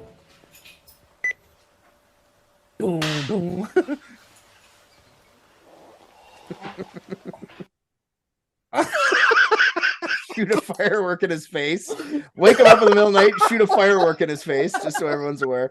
They also dropped I don't know if you caught that, but they dropped the guy was carrying his torch or flashlight, as we call it, and right on his dick by accident. Like, buddy, I slipped, whoops, and drops it right on him. So he wakes up to getting a hit in the junk and a fucking thing in the face, firework in the face. ゴールを祝いクラッカーで祝福。しかしナスビはなかなか気づいてくれない。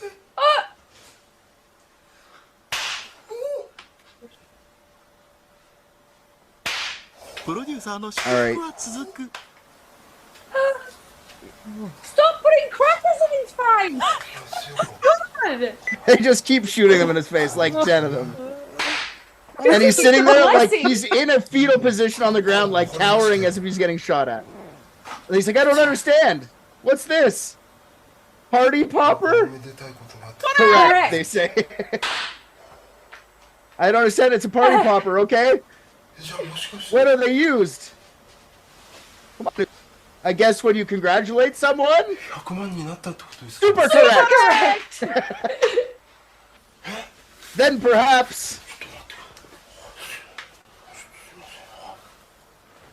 I made 1,000,000 yen? Super correct! Super correct! Hold on, wait a second, excuse me. He covers himself with this little fucking mat. For real? Really, truly, honestly, for real? Yep. And he's super happy. Oh, look super at that relieved. face! I did it! He's pumped! Boobs! Okay, he's reached his goal. He's reached his goal. Okay? My man, Soobs! Oh. All right. Wow.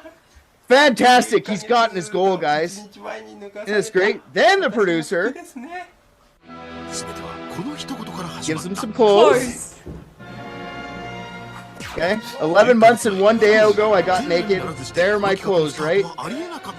It all began with this talk. Strip.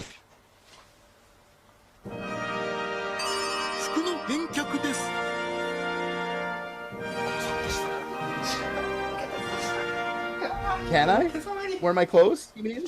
Yep. The return of the clothes.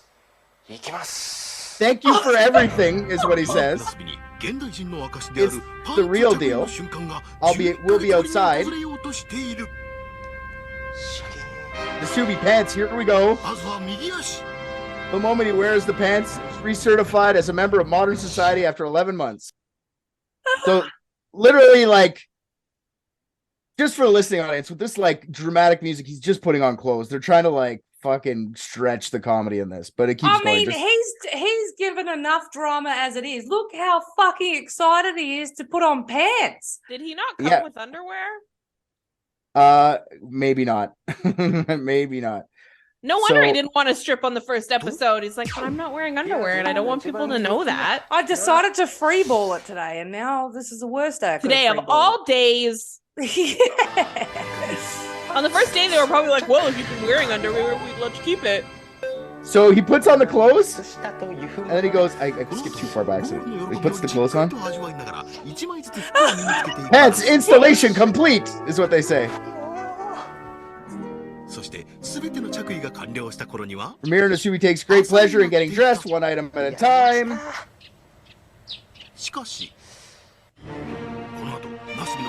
When he finishes getting dressed,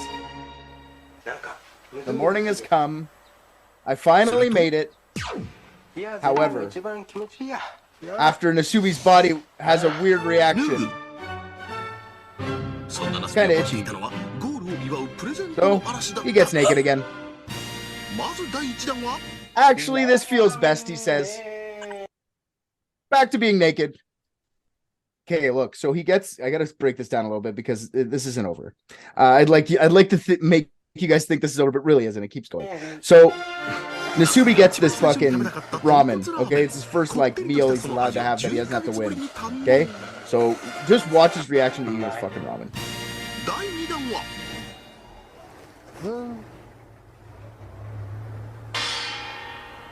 韓国といえば焼肉 This is prize number 2. They bring him to South Korea. They give him some meat.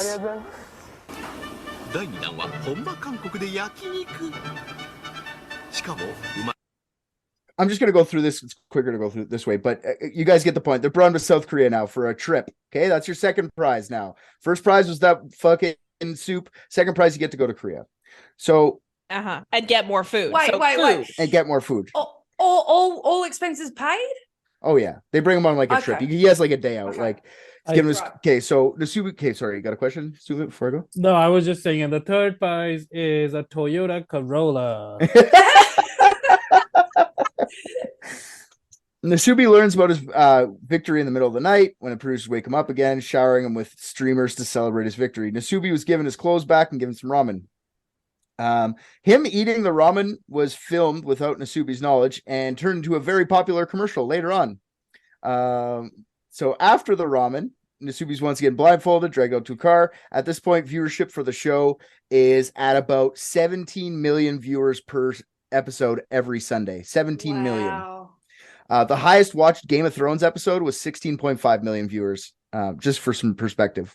More popular in Game of Thrones. So he's taken to a surprise fourth location, which they took off his blindfold. Now he's in South Korea. Nasubi was brought out on a day in the town. Some fun for a job well done. According to producers, that is, Nasubi gets to eat some Korean barbecue, which he really wanted to do. They bring him to an amusement park. He's looking all crazy. He just first day back in society, like jump on a roller coaster, and he's like looks crazy doing it, but he's having fun. He's been grooming, like you guys could tell his hair is all fucking long and he's like bearded and stuff, so he has no like scissors or shavers or anything, so he just let himself go that way. But he's fucking happy. He's having the greatest day of his life. They bring him fishing near the end of the day. Okay. After the fishing trip, the producers of the show blindfold him again and bring him to a new apartment and tell him to take his clothes off. And they say, if you want to make it back to Japan, you'll have to do the sweepstakes again and to earn a flight home. What the? That's bullshit. Yeah. That's bullshit. It's 17 million viewers, baby. Bullshit. We're not stopping this. So, they put him in a room. They changed the rules, but the blindfold was removed. Nasubi immediately recognized his new room to be quite the same as the other ones. A magazine rack, stacks of pre-stamped postcards, a pen. But this time there was something else. A Korean to Japanese dictionary, because now he was in Korea and the sweepstakes were in a different language. No. Nasubi gets naked and gets to work. This man, oh my god. Yeah. He's just like, all right, here we go again. He's probably like, thank God I'm naked again. Yeah, where's my bag of rice? So he got all his stuff back in his room. So he had some rice from like that last bag of rice. So he still got all his shit. So he's an experienced player at this point. You're right, Bo. He does crack his knuckles and says, let's fucking do this, right? So since he's an experienced player at this point, he made it his goal in 2 months. He made his goal in 2 months after 7,000 entries filled out and mailed. Since the goal was Korea has better sweepstakes. It was only he only needed to get a like business, or what's the lowest class, economy class flight. Okay, so cheapest flight you could get. Okay, yep. Right. So 2 months it took him. Since the goal was achieved too quickly for the producers, they changed the rules again. He needed to make enough for business class. Economy class too easy. So it didn't take Nasubi long to earn the money for that either, like less than a month, I believe, to bump it up to that. So the producers changed the game again and forced him to earn enough money for a first class ticket on Japan Airlines. Which is basically another million. Like, it's not that much. It's like, it's fucking 50,000, I think, or 500,000 or something again. I can't remember exactly how much it was, but it's fucking outrageous. Like, making the game go on again. So he's at 11 months now, 2 months in for beating the first one. So he's at 13 months. Nasubi gets to work and wins a bunch more stuff. One of the things he wins is a live octopus, which I find crazy. They just puss, like, okay. honestly, yeah. First class wasn't going to take him long, honestly. I think it took him another 2 months. When he finally earned enough money for the first class ticket, 15 months since the beginning of this journey, he was blindfolded, clothed, and brought to another secret location. Oh. You could tell at this point, Nasubi's lost all hope. When his blindfold was removed, Nasubi was in another apartment back in Japan. Oh, wait, hang on. Sorry. So he also, by this point, has given up 15 months of his life, and he knows that he's going to get everything that he's won. So now he's got too much invested. So leaving would not make sense. Like, exactly. you got You're nothing lose to all show. What am I going to do with my PlayStation? I don't have a PlayStation anymore. I'm done. Yeah. Yeah. So Well, he's like not even a functioning member of society. He doesn't even have a home at this point. yeah, he's definitely evicted. But people know who he is. Like, everybody in Japan knows who he is. He's super famous, like Yeah. ultra famous. Can So me and all people- my sweepstakes shit that you could clearly see in that video was like taking up half his room, move into your house, and all of Japan would be like, "Oh my god, yes, for sure." Yeah. To a point, yeah, for sure. You can move in with me and my mom and my dad and my grandma and my grandpa and my great grandma and my great grandpa and my 18 kids. Racist. So he was all this time in Korea playing all these games, and he didn't even win a Elantra or nothing, like a Sonata, nothing. Nothing good. Yeah. Nothing good. Excuse me, did I not hear live octopus? Yeah, he got a live octopus. Exactly. He did get a live octopus. You can't drive. Fucked You it, can't that's- drive a live octopus. Yeah, that's true. You could fuck it though. Yeah, he did. So Best that's right. head ever he got. Yeah, from they're an like octopus. obsessed with tentacles over there, dude. Oh yeah, he probably had the time of his life. Yeah. So when he's back in this new apartment, they take his blindfold off. Before anybody says anything to Nasubi, he gets naked, as if by instinct. Okay. Nasubi didn't know this was actually the end of the game. The apartment His they mom put was him, there. the apartment they put him in this time was just a stage prop. So he was inside what was wrapped up like a giant present on a giant stage of an audience of over 1,000. And he's naked. And the present stage prop thing that he's inside of is collapsible. So after Nasubi's fully ready to get to work, meaning his balls are touching the ground, the walls of the apartment fall to reveal a huge studio audience of 1,000 people. This was supposed to be his victory show, and Nasubi got nude. Now it's his dictory show. I'm gonna show you. I'm gonna show you when Nasubi wins. What it looks like from his standpoint, or I guess from everybody's standpoint that was there. So I just want you guys to know this is like the saddest part of the whole thing to me is this part of it. So I'm gonna give you guys the prep of that. I know you guys are gonna change it to like, oh, look at him, he's hilarious, but it is actually fucking very sad. He says while laughing. Well, it's super sad for sure. It's just I've watched it so many times it's turned into humor. Like it's, you know what I mean? I've watched it like 100 times. As the producer arrives, holding a light, producer searches for Nasubi. What's with the jaw music? Nasubi sighted. Oh, Some guys, they're like, yeah, sorry, that was the one. I thought it was that one. Yeah, they dropped the flashlight on his last one. oh. Right on his junk too. You can see it fall right on That his was dick. so funny. The room is dark, and there's just this floating cartoon eggplant, and the subtitles say Nasubi sighted. With jaw music playing, by the way. Yeah. Like a shark coming out of water. Eggplant. Oh no! Not on my dick.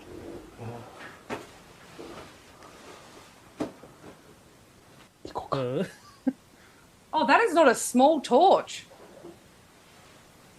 ゴールしたことを知らされぬまま部屋から連れ出された。そんなナスビが向かったのは God. 日本のとある会場。そこでは松本と中This movie is being taken to 人々がナスビの帰国を待っていた。もしもし控え室まずはこちらをご覧くださいどうぞナスビ君いつものようにアイマスクヘッドホンをつけておなじみのプロデューサーに連れられて、ここにやってきますそしてこの部屋の中に入ってきますそしてナスビ君は So they're just saying Nasubi's going to be wearing headphones and eye mask and the whole crowd's laughing at like a animation of it happening. 始まります。そして我々がここにいるっていうことは何も知りません。C です。声を出さずにカウントダウン 3, 2, 1 So they're just explaining there's going to be a countdown when he finally takes his blindfold off, and then at the end of the countdown, it'll pop open. They're explaining to the audience this before Nasubi gets in.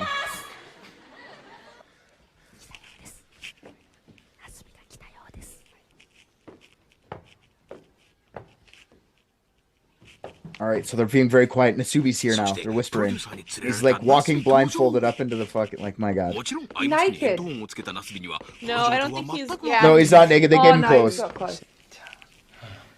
1000人が見守る中、控室に入れられ、アイマスクを外したナスビは驚くべき行動に出る。なんと脱ぎ始めた。パンツどうしようかな。引か脱いじゃうからめんどくさいし。Just instinct naked. その後、裸祭りは最大のハイライトを迎えることになる。They're sitting there going, laughing on the outside of it.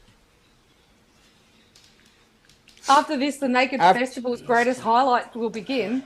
3, 2.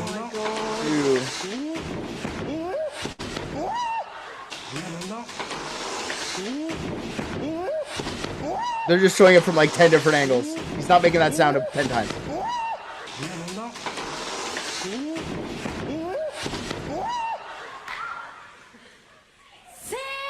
Nasubi, congratulations for reaching your goal. And they shoot a bunch of confetti in the air. 1,000 people cheering. He doesn't know where the fuck he is. Look at him. That is trauma.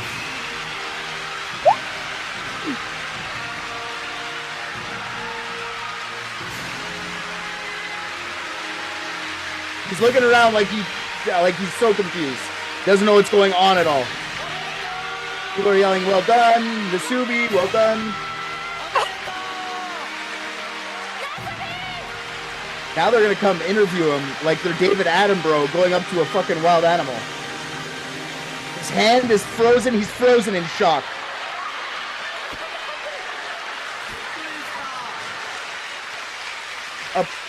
Applause, Nasubi, congratulations. Oh,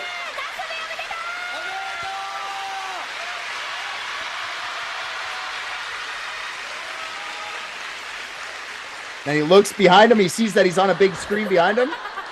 It's like, where's that coming from? What's going on? He's still confused. Then he looks, he finds the camera. Oh, man. He goes, okay, that camera. That's going, okay. Okay. Then he realizes the two hosts are there. Oh, the poor dude.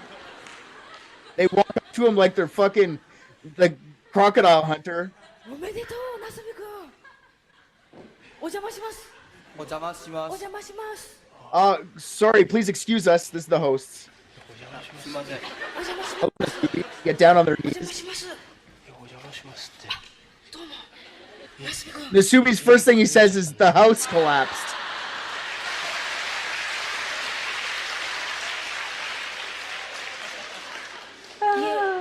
Then all these people, he says.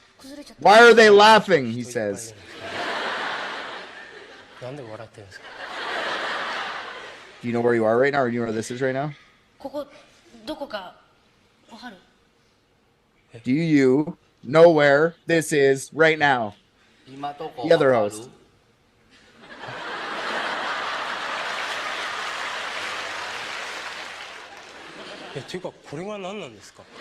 They finally tell him, dude, you won. That's why you're here. Oh, that woman's. He still looks confused. She's Like, what do you mean? Just clicked on. All these guests have come to the arena to see Nasubi reach his goal, to see you reach your goal. You're the reason they're here. As guests, they're guests to see you, Nasubi. Is that so, huh? And then he kind of clicks. So that's why we're all here?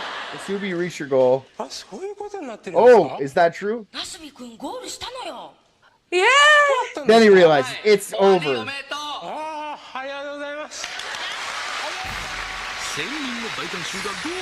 So I feel a little beat here because, like, did you see how long that was between him being like exposed to that and like finally his brain catching up to what was going on? That's super sad to me. That was like fucking like you just almost broke that guy. Like he was one like sweepstake away from fucking becoming a sweepstake man. Yeah. Not really. You see him later in life. Like I'll talk about him a bit now. Nowadays he's still around. I think he's slow. Could be.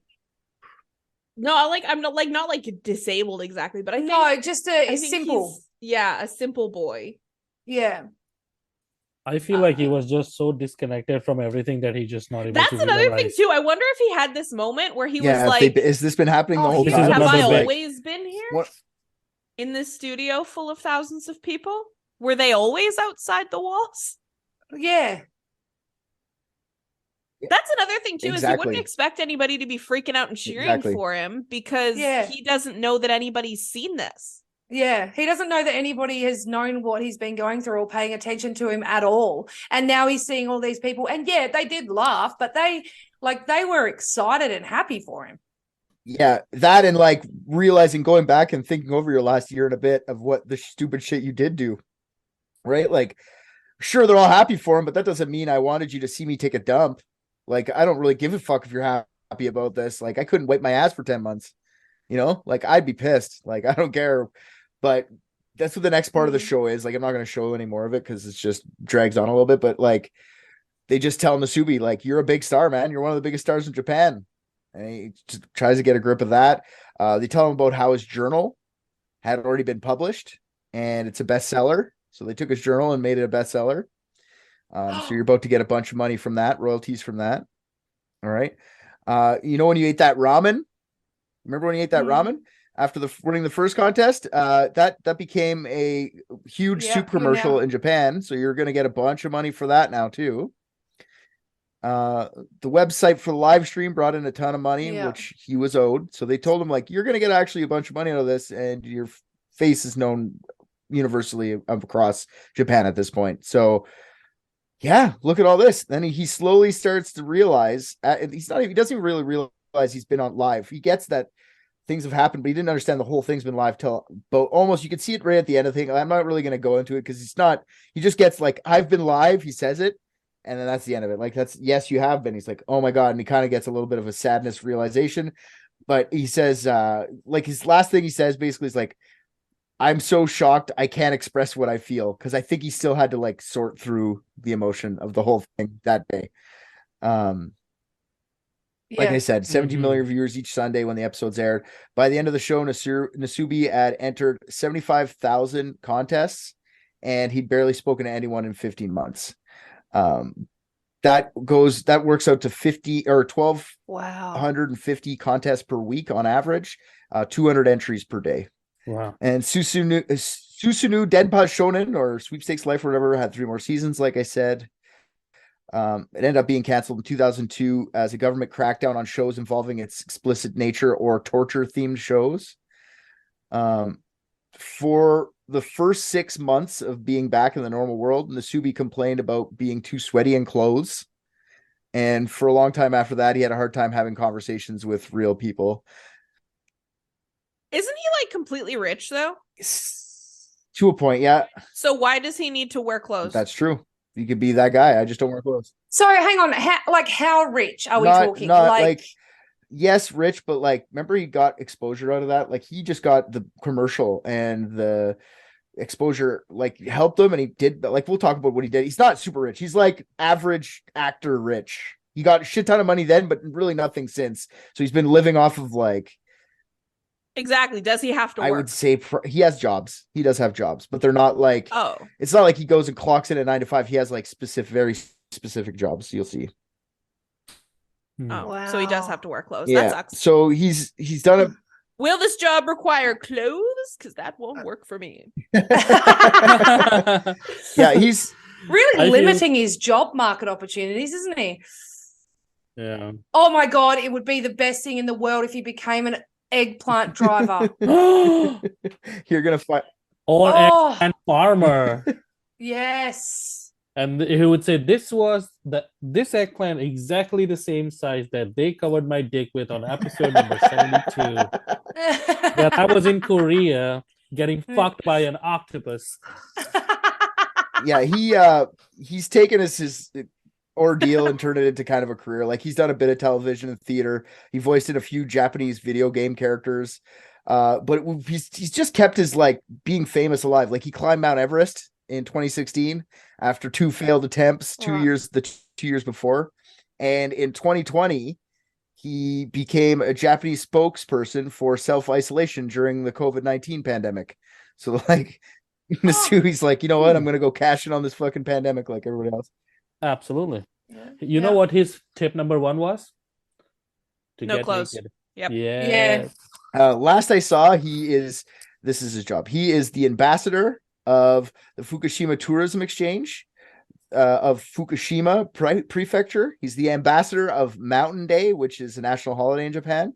He's a special instructor of Ura Bandai School of Furano Shinjuku and ambassador of the Mr. Adaterra Tourism. So he's like a tourism guy. He just brings in people.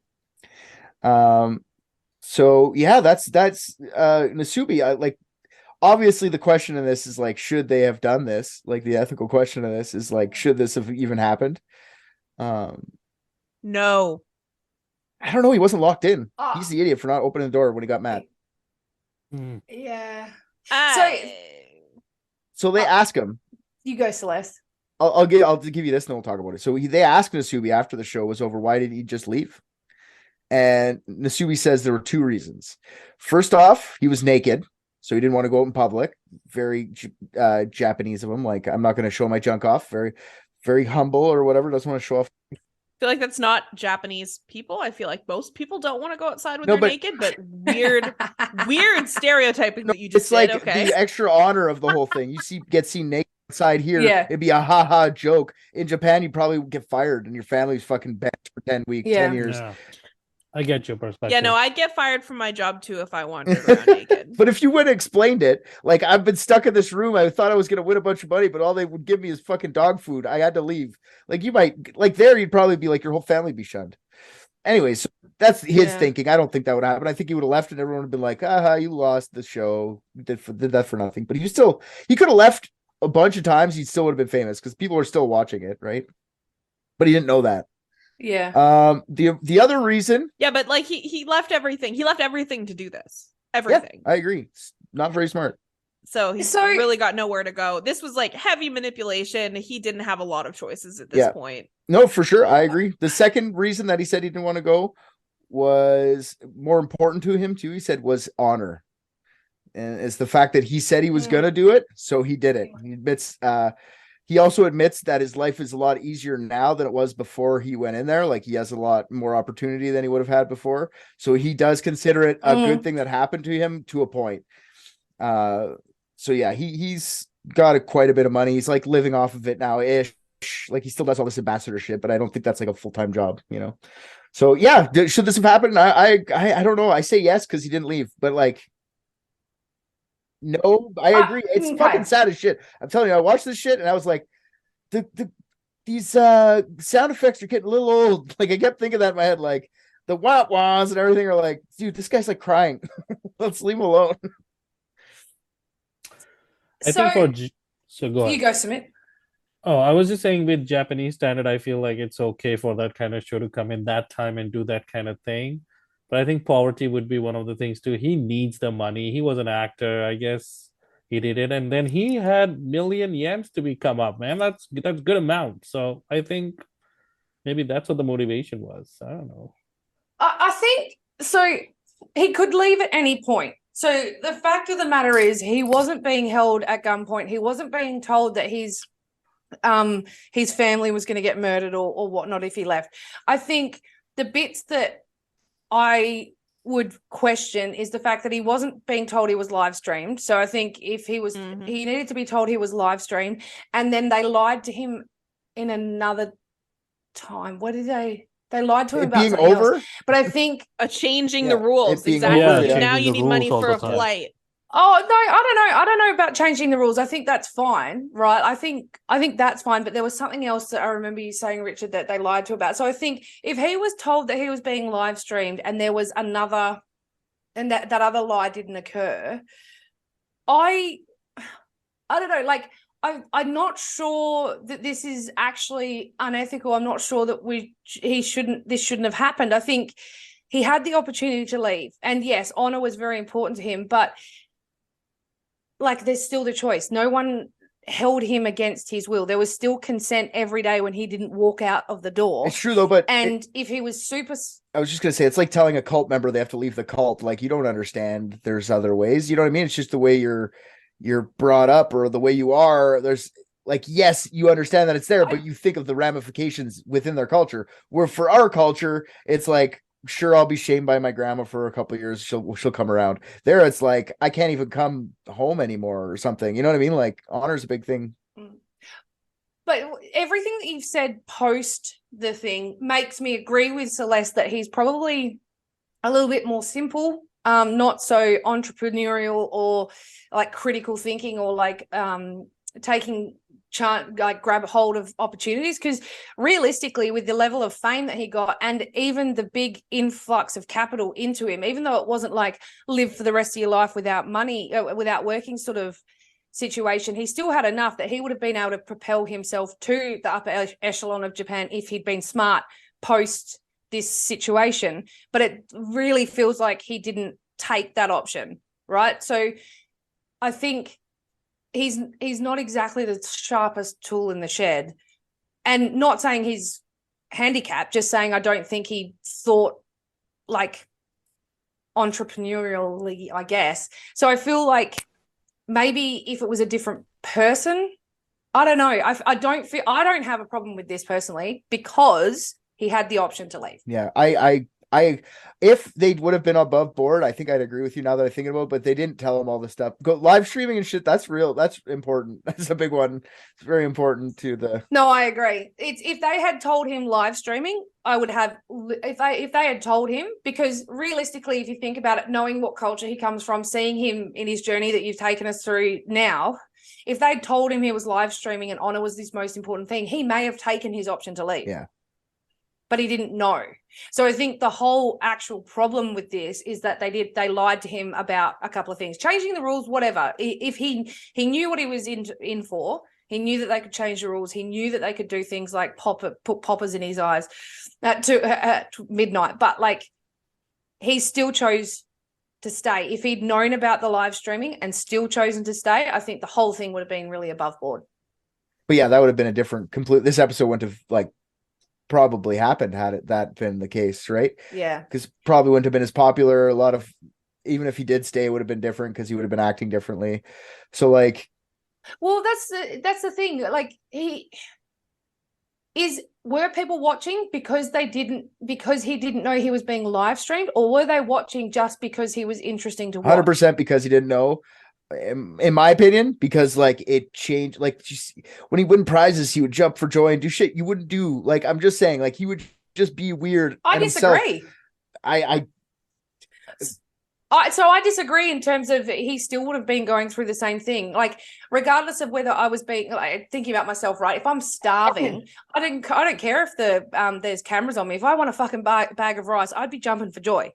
Like, I disagree slightly only because of the extremes he was pushed to. He still would be joyful. Think he'd be talking to the action figure, calling him a sensei? He'd be like, people are gonna think I'm crazy. You think he'd be walking around the room with a bike, like, I'm driving my bike in the city, and then just making like weird shit? I don't think he'd be doing all that stuff. I mean, I don't think he would have played the video game for 4 days straight before he realized. Well, I mean, if we think about it, right, he's so isolated, and there's only so much that your brain can tolerate, like being that isolated, for example, right? Like, there would be times where he would be either forgetting or like his brain would be prioritizing his survival over being filmed. So he still would have gone into survival mode regardless of whether he knew the cameras were filming him or not. He wasn't in survival mode the whole time, though. That's what I'm saying. In the first couple of weeks. No, that's the whole time. It kept being popular, though, Bo. So it's not like survival mode was there. It was just like, I'm by myself. I want to win this game. I can't leave. Like, I taking advantage. I think Celeste had it the best. Taking advantage of someone who's like desperate to succeed. Like, and also think about your dad who didn't want you to do it, right, to begin with. And then like, this is a big fuck you to my dad. I can like be really good at this. My dad's gonna see, you know. Well, that's the other part of it, right? Like if he, like you guys were saying, he was desperate to succeed, right? He wanted to be successful. He wanted to have the exposure. If he knew he was being filmed, he would have had a different mindset, and he potentially, I don't know him personally, but he potentially, wanting that fame and success, could have put on a better show. I don't think he was capable of putting on a better show. We saw how creative we're talking about someone who seems a little bit simple. And I'm not saying dumb. I'm just saying, country bumpkin sort of simple things in life is what he comes across as, especially post this situation, not chasing that money that he could have invested. He could have put his face all over everything. I feel like honestly, I feel like he did pretty well for himself after. Honestly, he tried to keep acting, and he wasn't that guy. He really wasn't. I think he got the best deal he probably could have ever gotten in his life. I agree with you. I don't think he would have ever. They just took him because he's probably a dum-dum. You're probably right. Like, I think you guys are 100% correct on that. Like, this guy's dumb enough to stay, and they just took him. Well, then, and also the outcome versus like the reward versus the risk, right? He did 15 months. So we're assuming that he does a couple of jobs. He's got his royalties, all of that sort of stuff. He's still super famous. So he's not struggling, right? He's at worst, he's upper middle class at worst, right? So the rest, so 15 months of his life versus the next 30 being very comfortable, very popular, being able to make a difference. Like, he was the ambassador for people during COVID. Who knows how many people he kept sane. Like, is 15 months worth 30 years of prosperity, setting his family up? I would do it. I don't know. It's hard for me because, like, you don't know. If you cannot make that decision, then yes. But you didn't have to make that decision. You just thought you were going to maybe be on a TV show if you succeeded. Then maybe it would be successful. This could have gone nowhere. Could have went nowhere, and he still spent 15 months there, and all he got was a couple bags of rice and then quit because he sucked. That's like, he could have thought that, like, maybe no one's gonna even like this. I have no issues with the premise. I just think that there were lines that were crossed that shouldn't have been crossed, that shouldn't have been allowed to be crossed by producers, basically by people using their money to make people who want or need for something humiliate themselves in order to get what it is that they want. Without knowing that people are watching. That's the problem I have with it. Like, that's among the problems I have with it. But I mean, even fucking McKamey puts it on the thing that you might be live streamed. Is McKamey better than these producers? Probably. But the problem for me is just that, like, giving him no food, that's a problem for me, because this could have gone very differently for his health. Would they have been held any kind of accountable if he ended up in the hospital, or if he had a heart condition that nobody knew about and him starving himself killed him?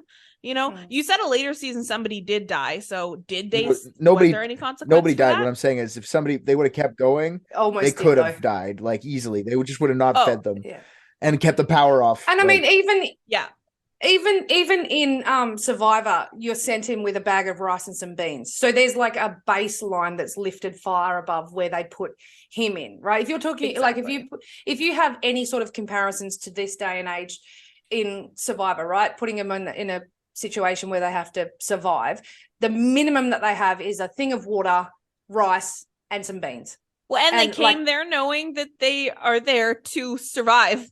Yeah. He came there not knowing what he was even auditioning for, and then they're like, okay, now you're entirely responsible for providing for yourself with these sweepstakes, which could work out, could potentially not work out. But the problem is, he could have left.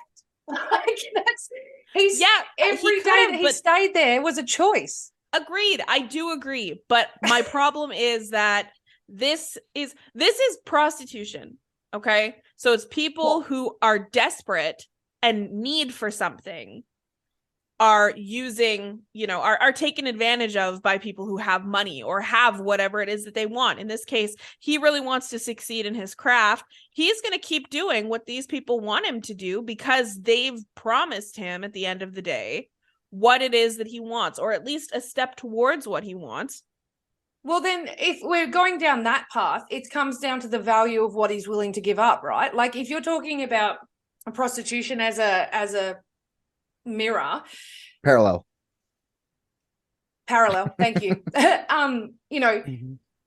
Putting people in a desperate situation, there is, and I can say this, having been homeless, having been hungry, that is a line that personally for me I wouldn't cross, because that's where my value for it is higher. But if for example their value is that they can get their value to reward, they are willing to do it. His value laid so much in what he wanted that he was willing to still choose that every day.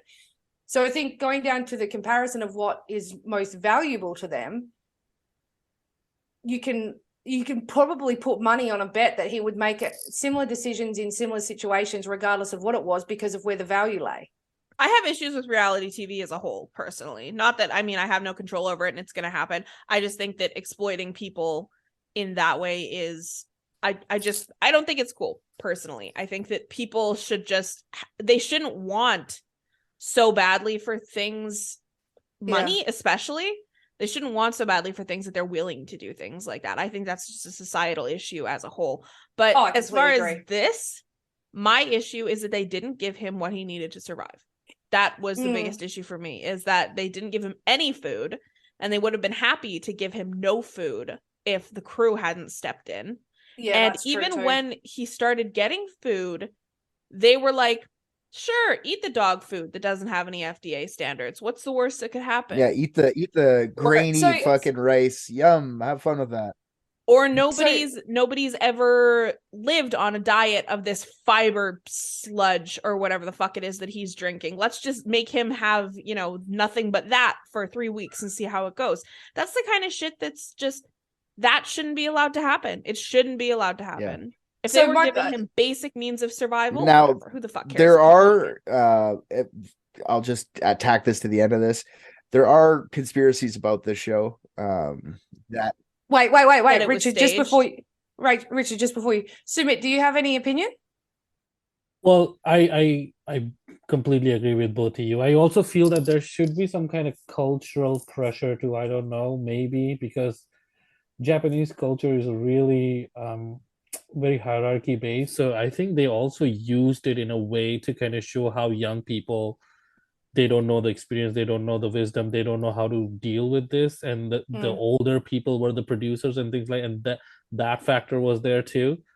But again, I don't want to be controversial. I feel like you're right, Celeste. They should have been given at least survival, right? At least survival.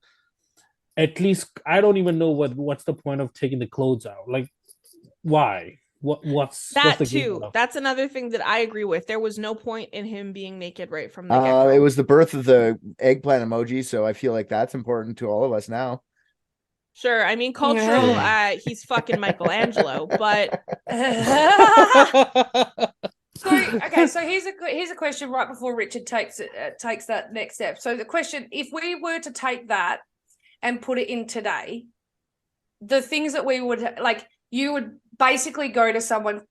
You change the premise, right? Instead of being a trick, you go, can this person survive? Like you go to, so I'm sitting in front of Sumit and I'm like, do you want to go into a room and see if you can live for a year or whatever? See for how long you can live off of sweet steaks. And clothes left on, obviously. We're going to limit everything that we do to intervene because we want it to be organic as possible. We'll give you basic survival. So we'll give you some rice and beans, for example. No racial we'll give you some curry, but you're going to go in there and try and win as much as you possibly can. You can leave any point in time, but we want to see what happens. And do you agree? Would that cover all in today to do it?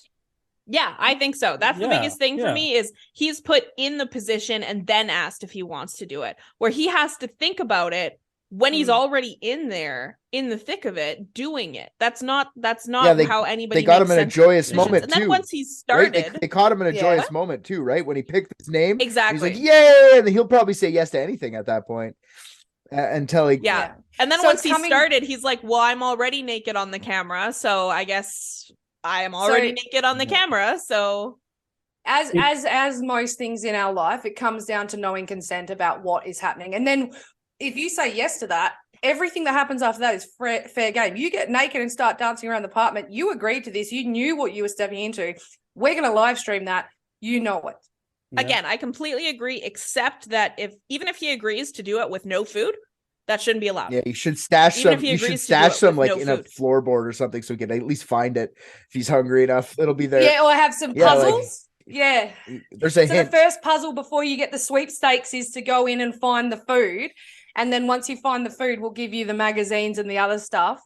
And then obviously, if he takes too long to find it, he's taking weeks or whatever. Like, don't make the puzzles too hard, but like he has to find the puzzles to get the food, to then get the magazines, to then do the sweepstakes. Like, yeah. So it comes down to minimum of survival, and informed consent would make this experiment incredible to watch from a human. I disagree, though. Point of view. I disagree, though. I think it changes.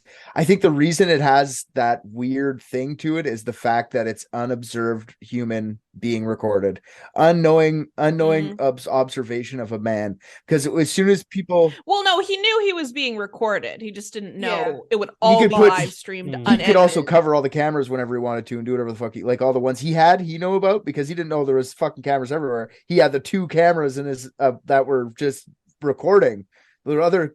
Oh, I didn't know that. He had just the 2 cameras that were recording that he had to change the tapes with for. The tapes, yeah. And then there was other cameras in the fucking house too that he just didn't know they existed. I didn't think about that, but yeah. So I think that changes. Honestly, that like human behavior changes while being observed. It's just that's a thing, right? So. Mm-hmm. Well, then did we learn anything? Like, if we're looking at the human behavior side of things, like that's where ethics comes into it. I get it. But then this whole thing is unethical, because if we're talking about being able to observe, my God, human behavior, there's nothing that we learned.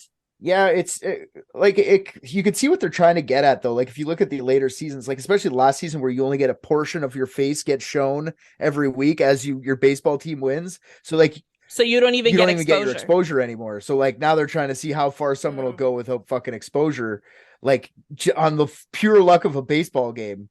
Like I can see what they're trying to do, but and the guy wanted to see. He even says it. The producer guy says I wanted to see how a human would what kind of thing they would rise to in a situation like that, like how someone would rise to the occasion. But I think that's all horseshit. I just think it was you just getting ratings, and you just kept upping the ante. You weren't thinking ahead. No, yeah, I completely agree. You wouldn't change the rules, and also you would have if that was the case, you would have a bunch of people who are far more knowledgeable about human behavior and human situation than a producer of a TV show. It was all about ratings, and that's horseshit. He wasn't there to see how human behavior came. Agreed. So that's what I'm saying. I think it's like a flash in the pan. You can never do it again. I don't think you could ever recreate that with rules, because it wouldn't be the same. I think it would be a lot. Right. It's only, are they going to face penalties for this once it's already done? And by then it's whatever. And it's a cultural thing too. For me, would this have ever happened here is a huge, I don't think it ever would have. Just no. This is the country that brought you seppuku. They don't quit. They're not quitters. So let me tell you a couple other things. So they had a show that was kind of like a spin-off of our Susunu Electric Sweepstakes. Live yeah. But it was more like a Jackass kind of show, where they would get contestants to go do something ridiculous in just a scene, right? It wouldn't be a full season of it. It would be 5-second clips or 20-second clips or 2-minute clips or something, right? And one of them, and this is this is what I'm saying. Maybe it would be kind of here, because it's just like Jackass. It's not the same as Jackass, but it is Jackass, where it's just clips of people doing dumb shit, but it would be just random people. So they got the one, it's the Aussies. This is an Aussie one. They sent one of the guys to Australia. And I only heard about this from my buddy Mark that I talked about earlier, because he said, I knew about this. They got this. He told me this. I'm like, what? That's not what I'm talking about at all. I had to go look it up after. So I didn't get too deep into this, but we can either cut this out or just because I don't know how accurate I'm going to be for remembering this. But they had the clip show. So they took these guys, these Japanese dudes, sent them in an Australian bar, a gay bar. And they were go give out condoms and say you're here to stop AIDS. And this is 2000, 2001. So apparently and I should pull it up on fucking wiki so I can read it to you real quick. But apparently the guy started getting assaulted, like the Japanese dude assaulted by one of the big dudes in Australia, and they got him on camera like getting like sexually assaulted, and the guy screaming and no one helping him, like people on the cameras not helping or anything. This is why I think like does that sound real? Not really.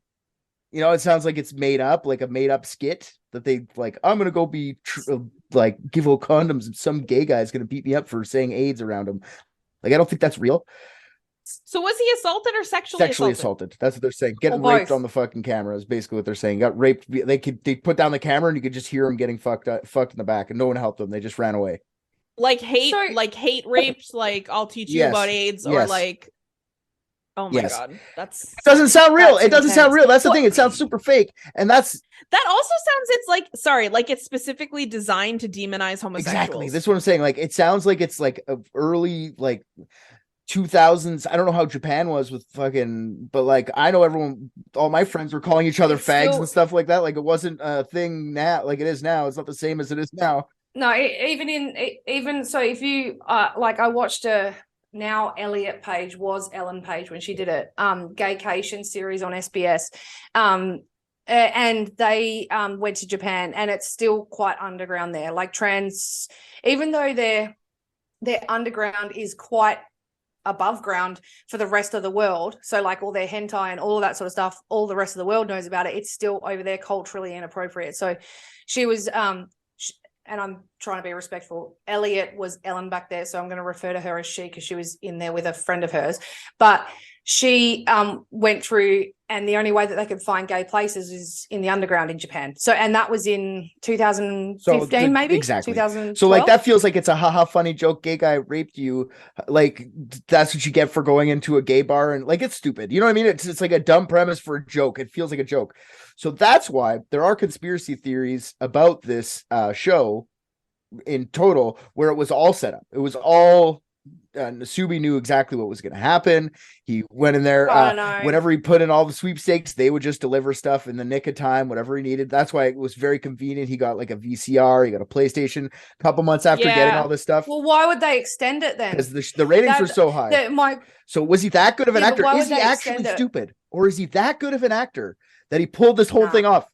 There's a bunch of people that say it's set up. It's not me who's saying it. I think it's real. But there are a lot of conspiracy theorists out there saying this whole thing was set up. He would have never died. He knew exactly what was going on the whole time. They extended it on purpose. But he did physically lose a bunch of weight. You saw it. Yeah, for sure. Yes, but then again, so do actors. Like if you saw Christian Bale do the Machinist, he lost. For sure. He went down to 30-something, 40-something kilos. So yeah, in a safe way, not like live on TV on like an expedited over 2 weeks, like. Yeah, but if it was set up, that and he that ate is dog food. I agree. No, yeah, I don't think it was. Dog I agree with you, Richard. Did anybody else taste that dog food? Was it a bag of dog food with chips in it? You know, like was it really dog food? Like I understand what you're saying. I agree that it's real, but I understand why conspiracy theorists would say that this shit was all made up and it was a good show because of that.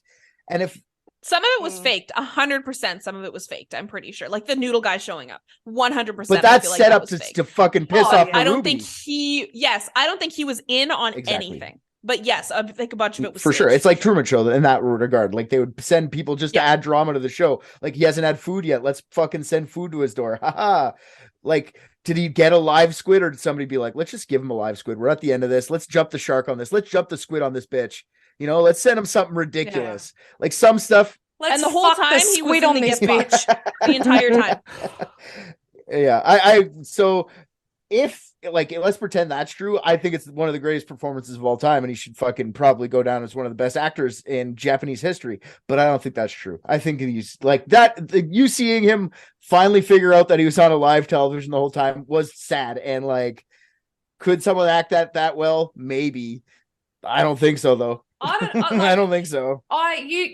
You know my fascination with like people's mentality and all of that sort of stuff. Like for me, this whole story is absolutely fascinating, and that like watching him, like there was I don't know if you're able to fake the level of shock, because you can see his eyes change when he turns around and looks at the TV and then looks back at the camera. Like he's come back, his cognitive faculties are coming back to him. We've got some synapses firing at that point. Like he was in such shock. You could see it in his eyes until he turns around and sees the camera. I don't know if that's physically possible for someone. That's the end of the episode that I have, but I mean, that's where I sit. I don't know. That's a good one. This is fantastic, Richard. Thank you. I saw that. And you know what?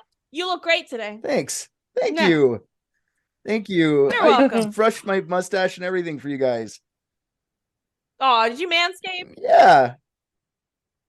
I like the beanie, black beanie look. Thank you. Look Thank thug you. life. Exactly what I was going for. Bumba clot. Was that racist? Brap. Was that racist? Do I get on the racist counter for doing like Jamaican racist and shit? This isn't even about Jamaica. No. Fuck. You can't be racist against Jamaica. Damn it. I think I might get a ticket. Lot of mercy.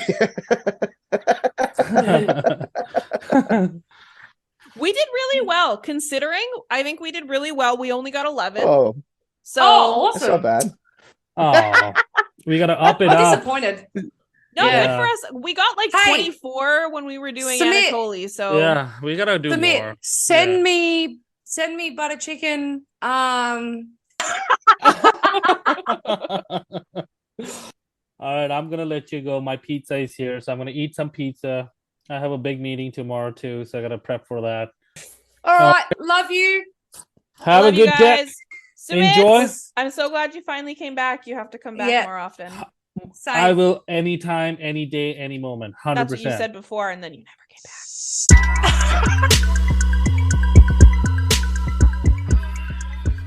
All right, guys. Thank you so much for listening to another episode of Unethical Podcast.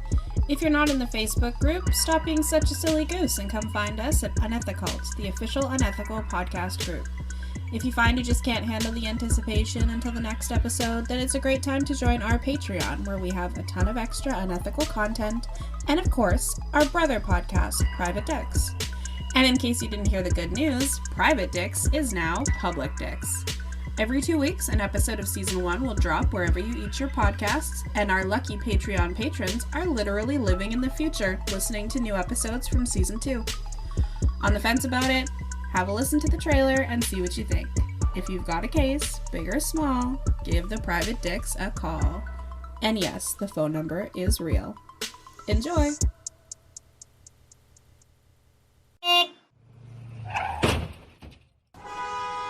Have you got a mystery that needs solving? Where is Amelia Earhart? We know. Who the hell was D.B. Cooper? Easy. Bermuda Triangle? Probably solve that one next. Here at Private Dicks, we guarantee a mystery solved every episode. That's with a capital G. Every second Friday, the Private Dicks take a client, record their session, and solve the world's greatest mysteries. One by one. Private Dicks solve them, no problem. God, I love just crushing mysteries. Search up Private Dicks on your favorite podcatcher, and you can solve a mystery too. The mystery of what's your favorite podcast? It's Private Dicks. Another one solved. If you have a mystery to be solved, call 1-855-PRVT-DIX. That's 1-855-PRIVATE-DICKS. Call 1-855-PRIVATE-DICKS and leave us the rundown of the case. Maybe the Dicks will solve it. 855 Private Dicks.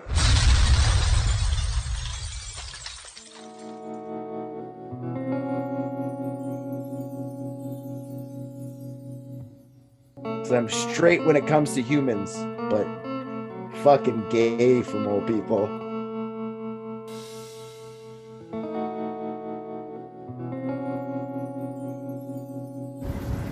I just watched Private Dicks and I think RJ's the funniest. What? Come on!